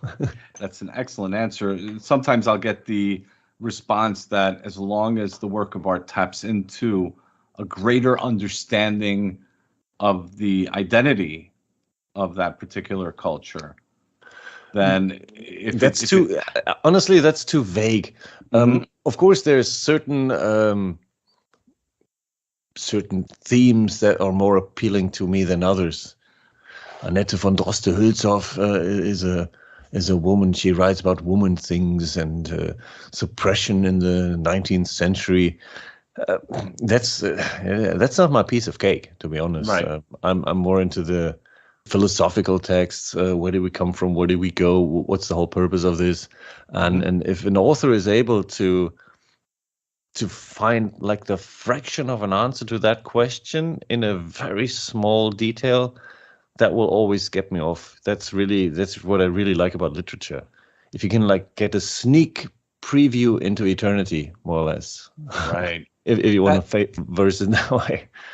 Donald Kent and I, in the Imperium Art project that we've been working on for the past year and a half, give or take, we've talked about the Imperium as this existential realm in which all people of European descent can tap into and find unity, find a cultural commonality, find a place or a location where we can reconnect or find bonds that bring us closer together and collaborate in that existential space, in that creative space. If there's a message that taps into this, I would call it a divine absolute that transcends history, that is this continuum, whether we want to call it the Imperium, whether we want to call it the Imperium of the Brotherhood of the European Man, whether we want to call it the Imperium of God. I think that we need to tap into something that's greater than us, that taps into not just our current world, but also into our ancestors as well. So that where we can then connect with our medieval ancestors, with our ancient ancestors through our creative process. Absolutely. There's one author who I really like a lot. His name is Christian Morgenstern. He's a Jewish author. He has this great way of, it's called supervision. Here in Germany, we're using some English words different from their real meaning. Say this school has problems between the staff, and there is problems within the staff. Now they will call someone to come over and they will have a talk, and this person is called the supervisor. Not in the way that, because he's looking from the top onto the situation that these people are in, and in order to give them some recommendations on what they can change. And this Morgenstern, he was a brilliant supervisor in that way, because he was a very good observer. He wrote one poem that's called The Impossible Fact, more or less. The final phrase in that poem has become somewhat of a proverb in German. Weil nicht sein kann, was nicht sein darf. Because what must not be, cannot be. That's also one aspect of the German blind obedience, you would call it. You can tell it today with either is it the mask mandate, whatever. A huge amount of Germans are still unable to even imagine that their government is lying to them. That's what he observed really well. Yeah, that's what I like about this supervision from foreign people here in Germany. But of course, these days, hundreds of thousands of, African dancers and artists and music.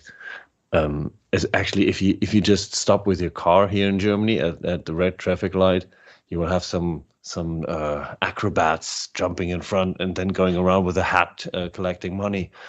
We're sort of overwhelmed with artists from all over the world. I remember Germany from the 80s, and I think Germany from the 80s in comparison today was a lot more innocent than it is today. You saw the subversion already from the 60s, obvious. You had the student protests in the 60s, a lot of Maoists, a lot of Marxist influence. But I don't even know if I would call Marxism a foreign influence more than a foreign misinterpretation of something that's German, very German, and maybe a misdirection. So you had the student protests of the 60s that were still very influential in the 80s Germany that I lived in. But still, I would say that the 80s Germany was very much steeped in the Cold War mythology. It was a different kind of, maybe innocent is not a good word, maybe naive would be a better word. Yeah. And so maybe the best way to put it is that the cultural landscape of Germany of the 80s was very naive. But in the last 30 years, post-Cold War, Germany has transformed into something that is very unrecognizable to me. And when I go back to Germany and I visit my friends in Germany, I see a completely different cultural landscape. And to me, it's very saddening because, of course, I only visit every so often. So I see these changes very dramatically. Yeah, these Maoist protesters from back then, they are now running this country. Exactly. That's why everything is going to shit in plain English. Yep. You know, there's no values at all. You know, they're lying. Everyone knows that they're lying, but nobody cares. Right. They're wasting our money. They're telling us in the face, look, we're just wasting our money. We're throwing it out the window. For as long as the Germans don't have it, it's good. Joschka Fischer, former foreign secretary, said that, or actually wrote that in a book. So they're telling us what they're doing. It's more or less a genocide on the German people, and whoever speaks up is a right-wing extremist. Exactly. It's it's pretty simple. Quite sad, and you, at times, you know, you get really aggressive when. But then you realize, okay, now you're just wasting your energy. Put your energy into something useful. You have a very difficult situation in Germany where you see this almost like getting back to that experiment in Germany being transposed to the West. And in Germany, it's become a much stronger religion than almost anywhere else in the West. Let's go to this next question about religion. How have religion and faith impacted German identity as it relates to the artistic expression? I remember something from my school time, because I lived pretty close to the small little chapel where they found this. It's called the Wessobrunner Gedicht, Wessobrunner poem. I'll just read that out because it's pretty short. This I experienced among men of the greatest of wonders, that the earth was not, nor the sky above it, nor tree, nor mountain, nor anything, nor the sun shone, nor the moon shone, nor the glorious sea. And there was nothing of ends and boundaries. There was the one almighty God, the mildest of men. There was also many divine spirits with him, and the holy God. So this is from 790. This is how old the literature of Germany goes back. I try to read that myself.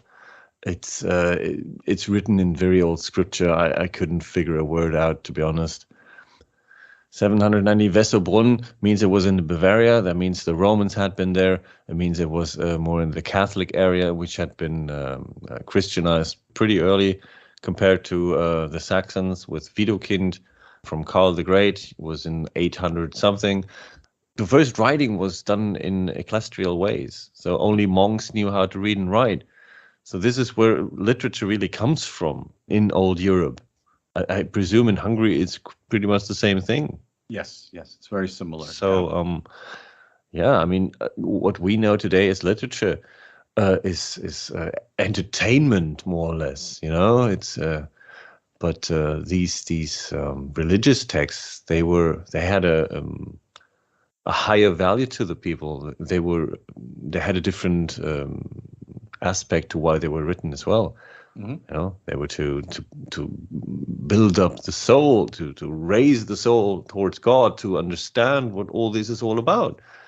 And interestingly enough, literature, especially poetry, is more into the details of this godly thing, this divine. Why are we here? Where do we come from? Where are we going? And to find a sense in all this. This is, to me, more or less the whole idea behind literature. You know, what's this all about? You know, there's definitely the philosopher poet, and then there's also the warrior poet as well.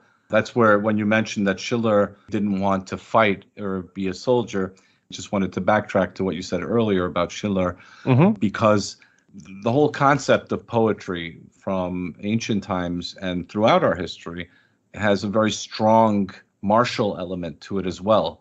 You have a very strong warrior poet ethos, and I think that the poet stands somewhere between the warrior and the priest, as reflecting the metaphysical, but also reflecting the martial aspect of what it means to be man, what it means to be here. And so you have the martial aspect of fighting, striving, of not giving up, of vanquishing your enemies, or of standing up for your people and rising up in defense of your people. And then you have the philosophical, metaphysical aspect of the poet. I would say probably Schiller was more the philosopher poet than he was the warrior poet. I'm very happy that you're putting a strong emphasis in this particular instance on the philosopher poet. And I find it very fascinating, for example, that from the German mindset, and this is again circling back to the misunderstanding of what it means to be German, of the German spirit is very philosophical, very spiritual. And you see a lot of German poets who are closer to that philosopher poet than they are the warrior poet. I think so too. I read a couple of years ago, the biography of Lothar von Richthofen. He was the younger brother to Manfred from Richthofen, the Red Baron he was called. So this world famous World War I fighter plane pilot. These men, they were philosophers. If you read just what they write in their diaries, it's fascinating. Richthofen, he painted his plane in as the brightest red that he could find. It was like the knights back in medieval times. They didn't wear camouflage. They wanted to be seen. It was a fight man against man, open face. Whereas today, you're wearing camouflage clothes, you're hiding somewhere and you're trying to shoot the guy from 2 miles away in the head. It was an entirely different sort of men that we had 100 years ago. Mm-hmm. Real knighthood meant something to these men. Someone from the United States, he sent me a picture of a small booklet of poems from an SS officer, presumably a pretty high one. And these were the most delicate verses I'd ever read about boys, a boy sitting in a little boat and he wants to be a captain one day. This imagery of the evil men of the SS and of the Wehrmacht is just the biggest nonsense in the world. These were really philosophical warriors, more or less. Right. The more I read about these men, the more impressed I am with their spirit. And they touched upon that eternal spirit, that eternal warrior spirit, but they addressed it in a very philosophical way. That's a very uniquely German way of approaching things in general, literary or culturally or even artistically. I wouldn't even say that's a typical German thing. I think that's a typical white thing. If you look into Skarsgård, this philosophical warrior, it's an ideal that the man is to strike for, like Heracles, like Hercules. These are prototypes of men that serve sort of as an orientation for the average man. Look, here's your superhero, and you don't even need superpowers. You need this and this and this virtue, diligence and bravery and all this, and then you can get there too. Yes. That's kind of like the point of the Bildungsroman as well, this coming-of-age novel in German literature, which is a very uniquely German thing, where they speak of virtues, of morals, of the responsibility that you have towards your community. I'll be honest, I had to read one or two of these in school, and I always found them terribly boring because I was a teenager back then, and nothing is more boring as virtue when you're a teenager. We have to be very cognizant of the different demographics, the different generations that we're speaking to. A younger generation wants to see a lot of action. They want to see a lot of movement. They want to see a lot of immediate results. The older generation's more contemplative. The older generation wants to see reflection. And it's expressed through an understanding of the years that they experienced themselves and how they can identify with that work of art. It becomes a very interesting question as far as what we want to do and how the Germans have to then now, going forward, redefine themselves, I think, in a very positive way, artistically. to reconnect with that organic understanding of ethnos and to reconnect with that organic understanding of nationalism.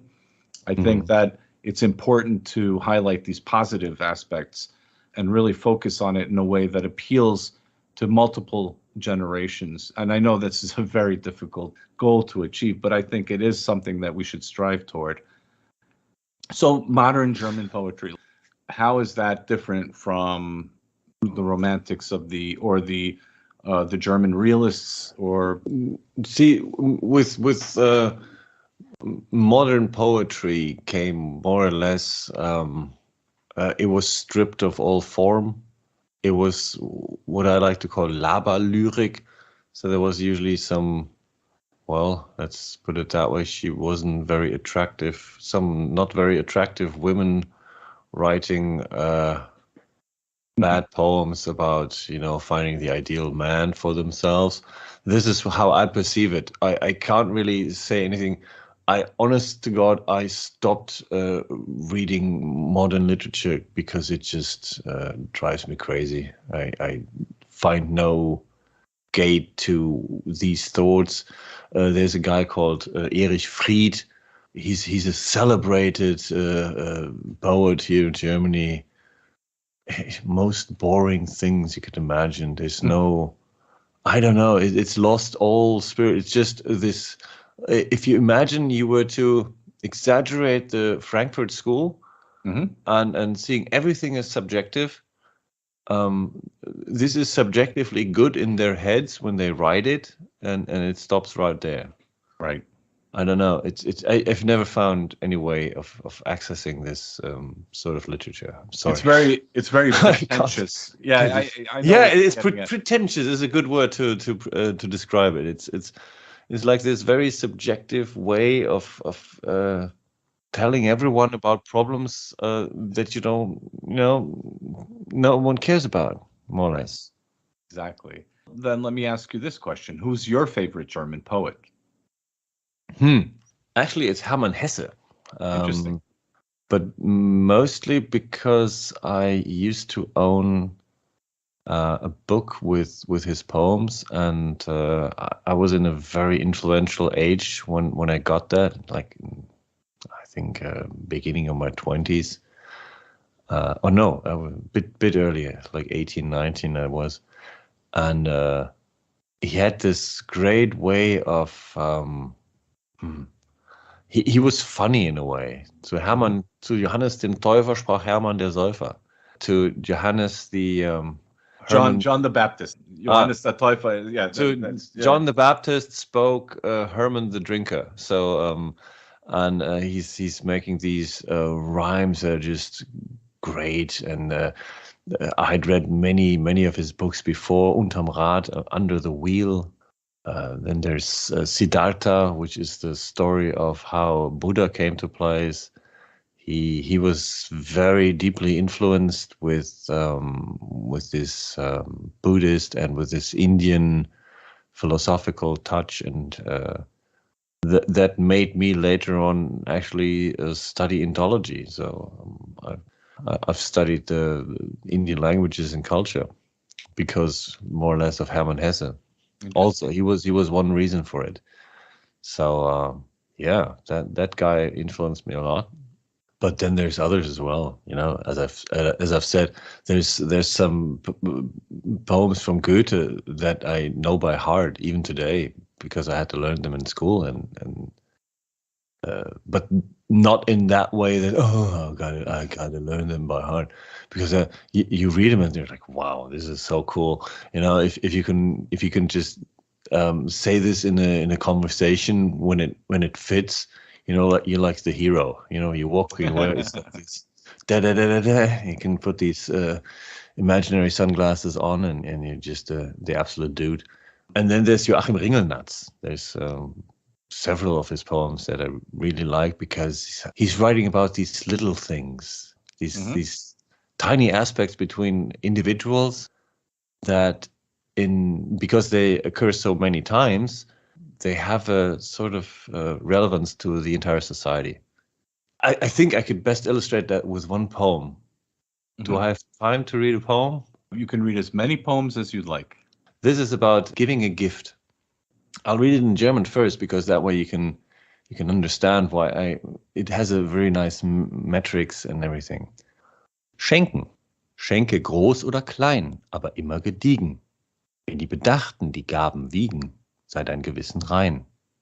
Schenke herzlich und frei, schenke dabei, was in dir wohnt, an Meinung, Geschmack und Humor, sodass die eigene Freude zuvor dich reichlich belohnt. Schenke mit Geist ohne List, sei eingedenk, dass dein Geschenk du selber bist. That means, more or less, to give a gift. Give big or small, but always dignified. When the recipients weigh the gifts, your conscience should be clean. Give heartily and freely, give thereby what dwells in you, of opinion, taste, and humor, so that your own joy before rewards you abundantly. Give with spirit without cunning, be mindful that your gift is you yourself. As I was saying, these little things, like bringing someone a present over. For instance, I have a really good neighbor, and he loves beer.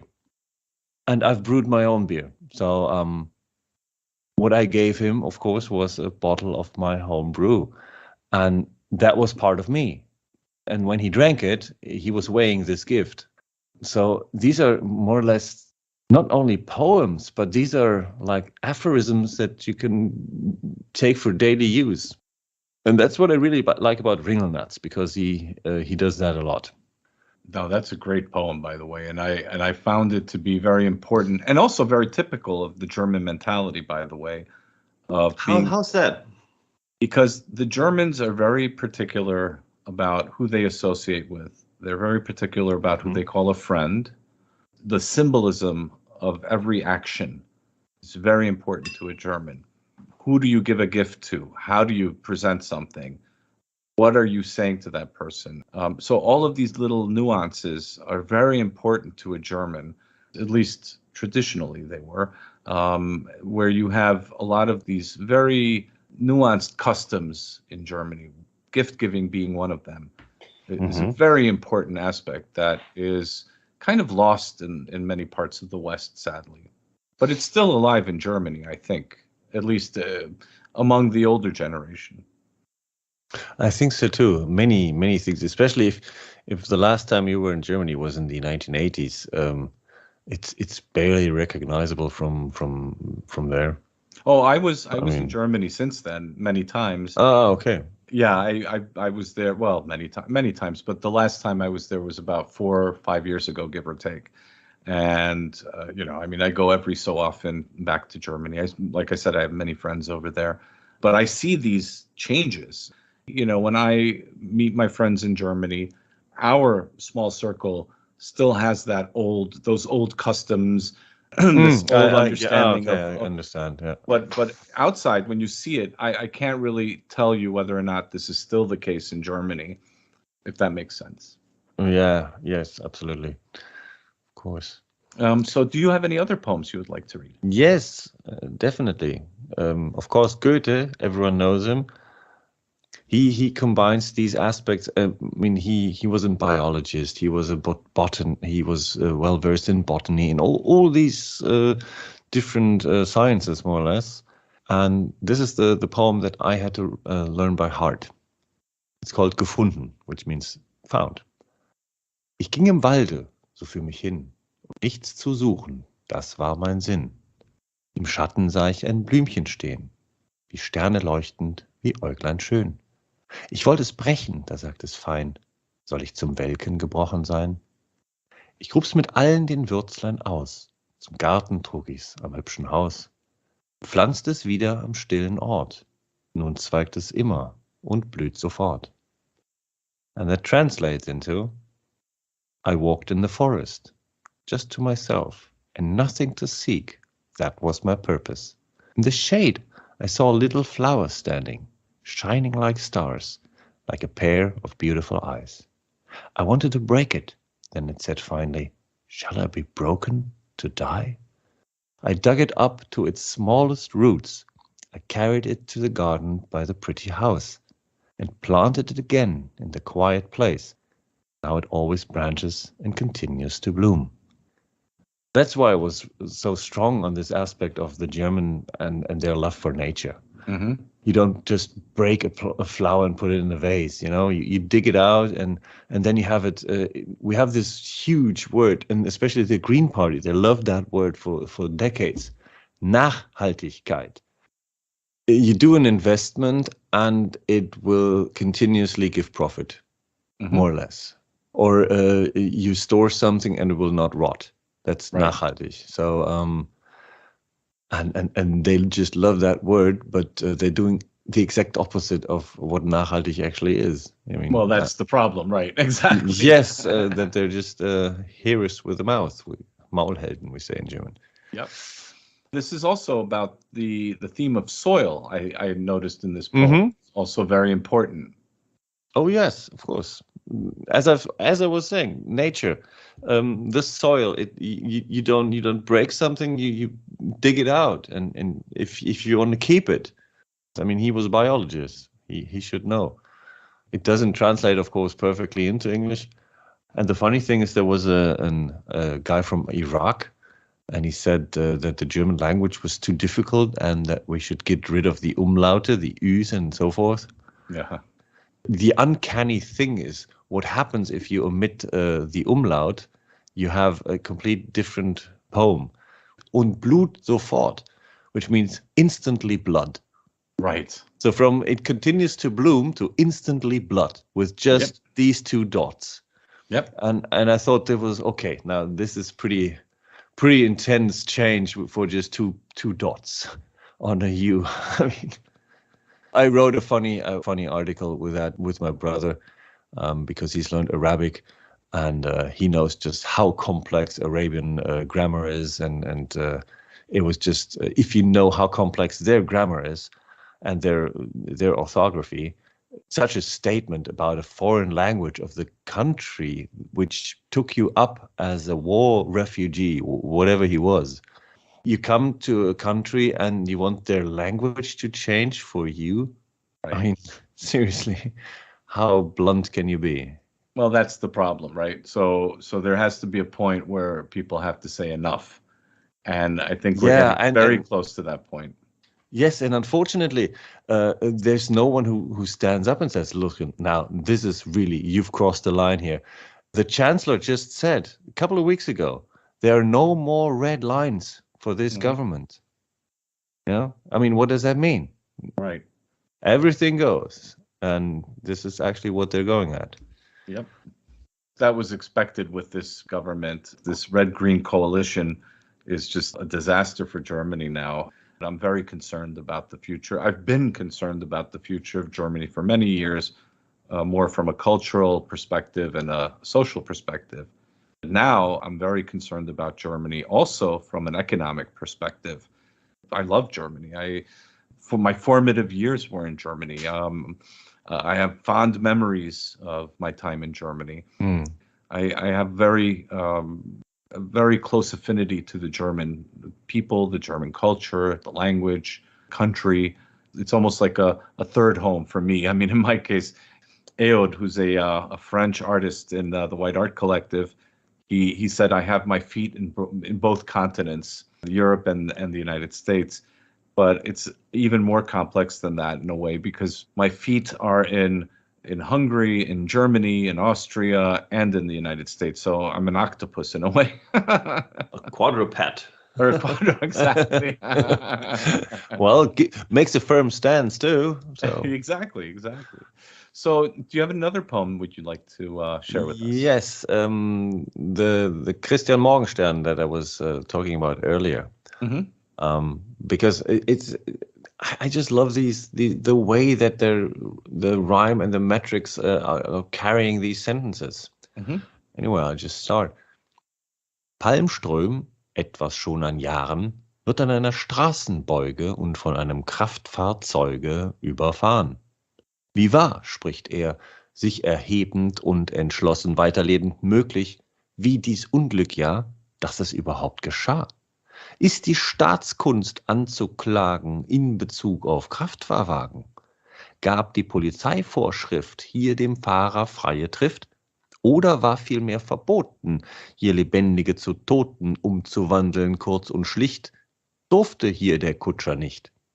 Eingehüllt in feuchte Tücher prüft er die Gesetzesbücher und ist alsobald im Klaren, Wagen durften hier nicht fahren.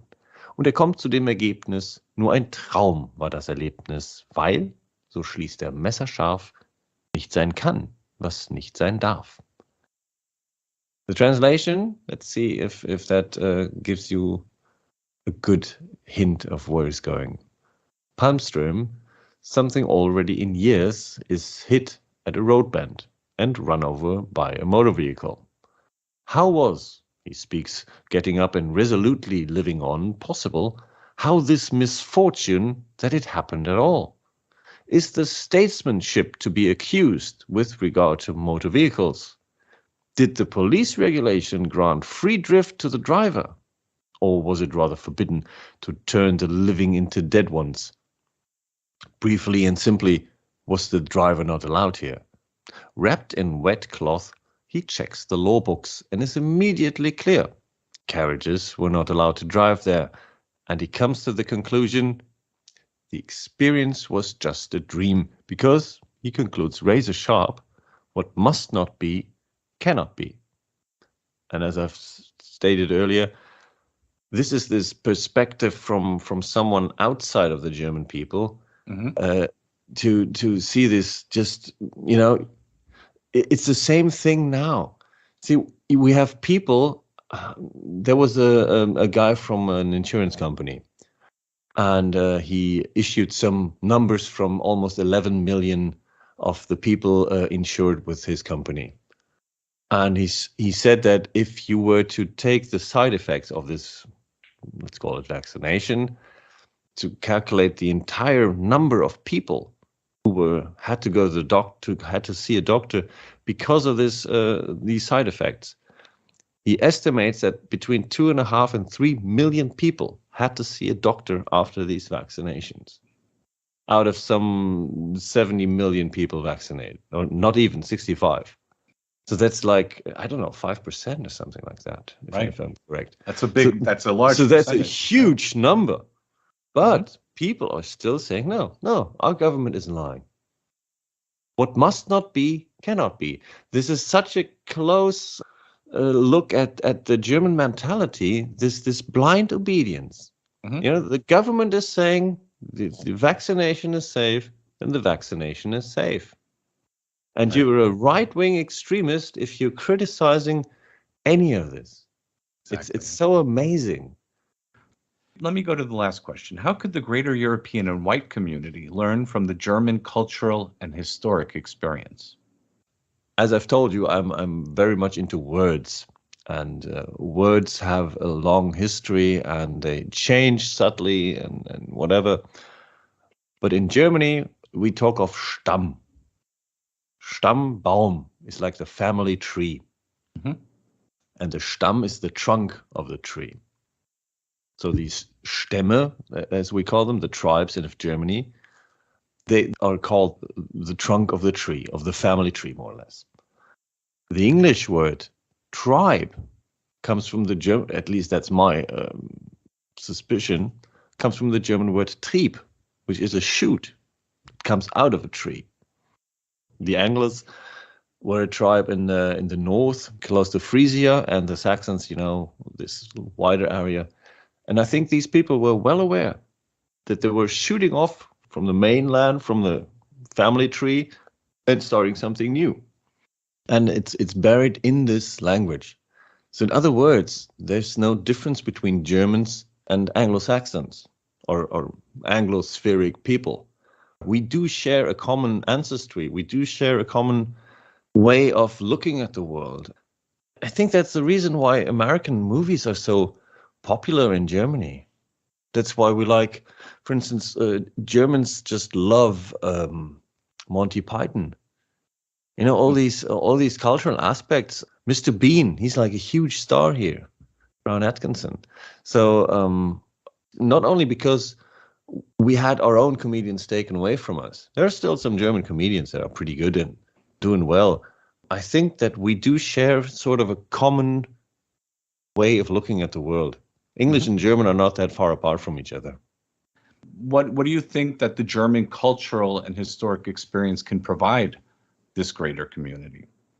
We're closer to the roots, let's put it that way. So what you're saying is that the root comes from the European Germanic tradition then, this profound bond that brings these different cultures together. Yes, absolutely. We're one blood. Within the blood, the information from our ancestors is transported with the blood to the individual. Mm-hmm. And the structure on top of it, we call family, is like the one single cell for our entire society. The language is just one small aspect. It's incredibly enriching, and that's what literature and poetry expresses. How you use the words in both languages. It's the mother tongue, Muttersprache. Mm-hmm. So our mother teaches us the words from the ancestors. Right. That way we get to express ourselves in the language that our mother gave us. The father defends the country, the fatherland, Vaterland. In the language are buried underneath the very concepts of how the world around us works. Mm-hmm. You have a father and a mother. Why else would they be trying to tell us that a man can be a woman and start swimming with the women?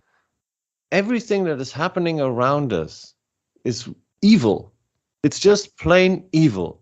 They're trying to distract us from the core of ourselves, which is you're born to a mother, from a father. They shape you into the person that you are, but your ancestry, your blood, is more or less the core in that vessel that will then develop to the man or the woman that you are.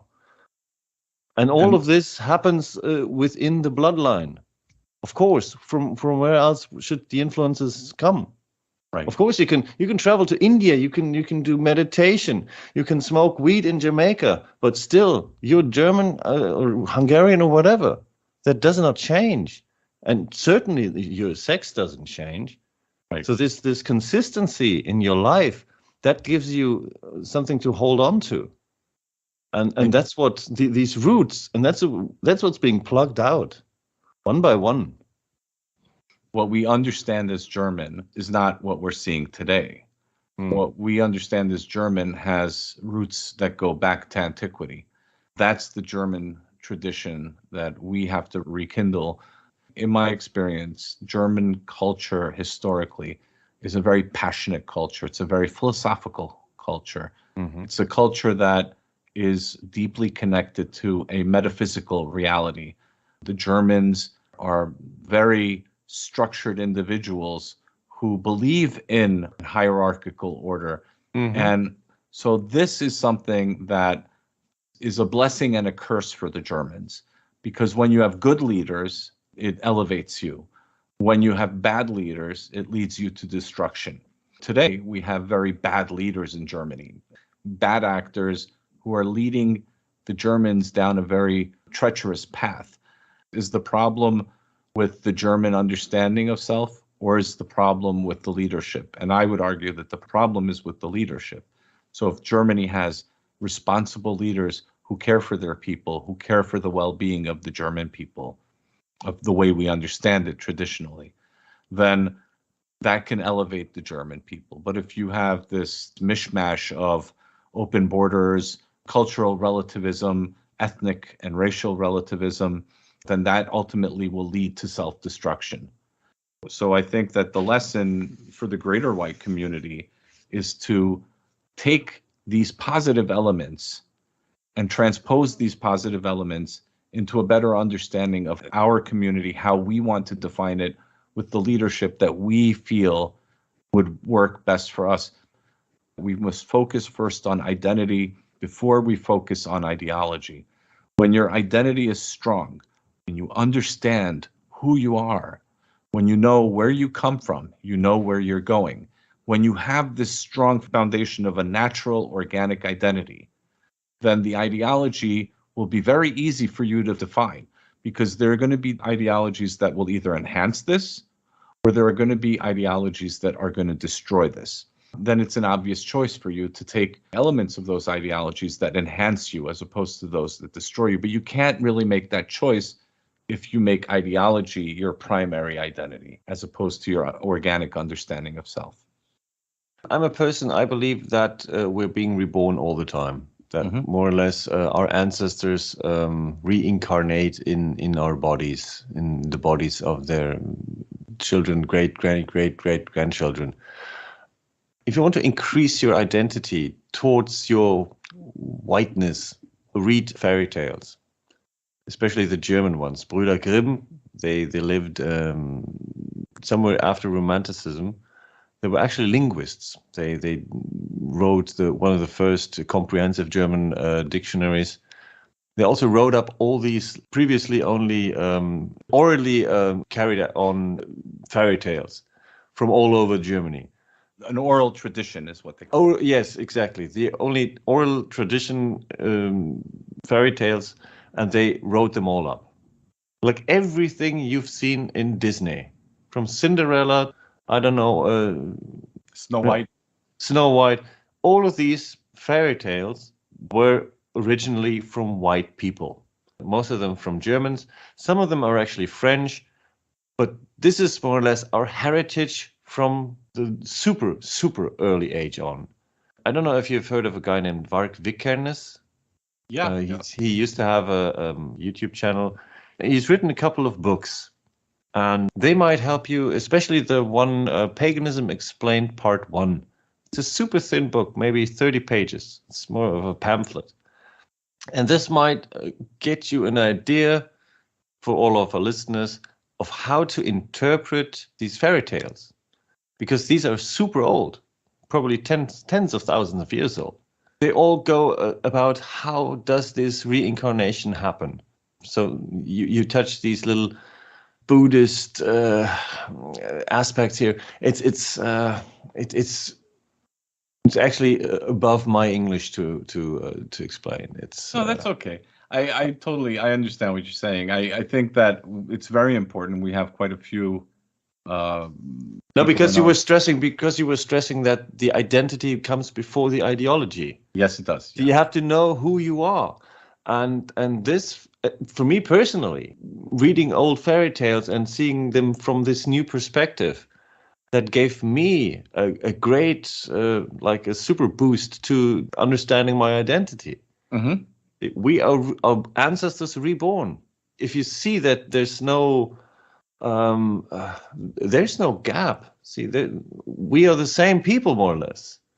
I mean, it would be a pretty waste of souls and of consciousness to dispose of this consciousness, and at the same time, the universe doesn't lose a single iota of energy. There's not a molecule of matter ever lost. It's just transformed. And the same thing for me personally is true with the consciousness of a human being. So we are our ancestors. We definitely carry the bloodline. We definitely carry the DNA of our ancestors. Yeah, but what is consciousness? It's information. Yeah. So, and most likely we're made of light, because the fastest way of transmitting information is via light. You have these Glasfaser in German. Glass fiber connections. Mm-hmm. This is the fastest way of sharing information today. In the same way that our biological bodies are transferring information. We're just light. Yeah, through fiber optics today. That's the fiber optics. Yeah. Mm-hmm. So that's my and once you don't believe that, but once you're absolutely convinced that you are a being of light which lives on eternally, you won't have any fears left, which is a nice thing to have, because all this fear of atomic warfare, of Fukushima, of Corona, of all these things, you have an identity, you know. That's the thing. Yeah. Saves you a great deal of anguish, actually. Well, if you understand your identity through your ancestors, whether that's through a metaphysical manifestation, whether that's through a religious tradition, whether that's through a biological understanding of it. We're in between the spiritual world, and we're also in this reality that we're living in right now. And in this reality, we have very defined connections. We have defined ancestries. And so all of these layers of identity, I think, are very important in order for us to understand ourselves. And I think that the German tradition, being that it's so ancient, there's a lot that the Germans have given the world over the centuries, a lot of positive things that the German culture and tradition has given the world. We go further back and we understand the entirety of the message. Now, in this particular case, we're talking about the German culture, the German experience, right? When we're talking about this, then there's a lot that we can learn from our ancestors today. And I think that's really what we're getting at here.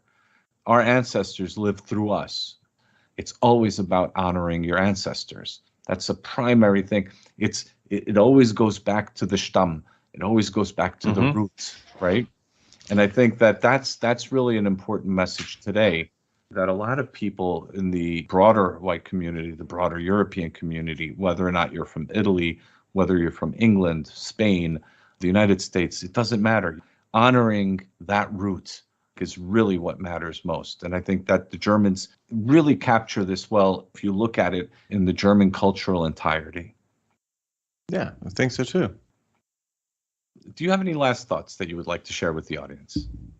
Yes. In respect to what you were saying about honoring your ancestors, what we also need to do is to see ourselves as part of nature rather than as some sort of a gardener over nature.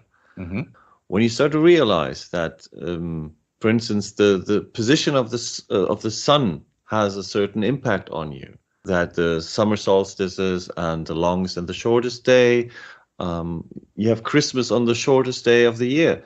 So all of these celebrations that we have around the year are of also Germanic root. So these people, my ancestors and myself, we have been celebrating that we have sort of a dependency on nature, but also a reliability. For one thing, you're depending on nature, but you can also rely on it. And this is sort of the relationship that Germans can teach you about, being part of nature rather than, being the superior gardener of nature. I think that's my last word on that, because it is also about ancestry, of course, but if you talk about identity over ideology, it's really see yourself within your community and within the year. And if you have this, you have space and time. This is the two main things, and the other things just come about. That's a beautiful way to end this great conversation that we had. Before we end this episode, could you please tell the audience where they may be able to find you and your work? Currently, I'm doing a YouTube channel. It's the Cone Brooder at YouTube, and also on Telegram. We always spell the same: CoellNBrueder. That's Cone Brooder. Excellent. Thank you very much. And I had a wonderful time speaking with you. Thank you again for sharing your time and your thoughts. Thank you for having me. Thank you all for granting me your time and patience. It is through art that we can achieve the highest standards of decorum and elegance. It is through art that we can move our brothers and sisters to finally awaken. It is through art that we can seek the face of God. I hope all of you and your families stay safe during these precarious times. Focus on what matters. Our people have been through worse, and we will always rise again. Our strength lies in our ability to love and respect each other. Our strength is defined by our ability to set aside our differences and fight alongside each other as sons and daughters of Europa. Our unique legacy represents many different faiths and traditions, and we must tap into our eternal continuum to find ways where we can both connect with each other and find strength in unity. We must work hard to forge our imperium and build our new civilizational destiny. I will end this episode with a song by Richard Wagner from Das Rheingold, the epic opening of Wagner's Ring Cycle titled Abendlich strahlt der Sonne Auge. The music was provided by the website MuseOpen, where they, quote, provide recordings, sheet music, and textbooks to the public for free without copyright restrictions. Put simply, our mission is to set music free, close quote. Have a good evening.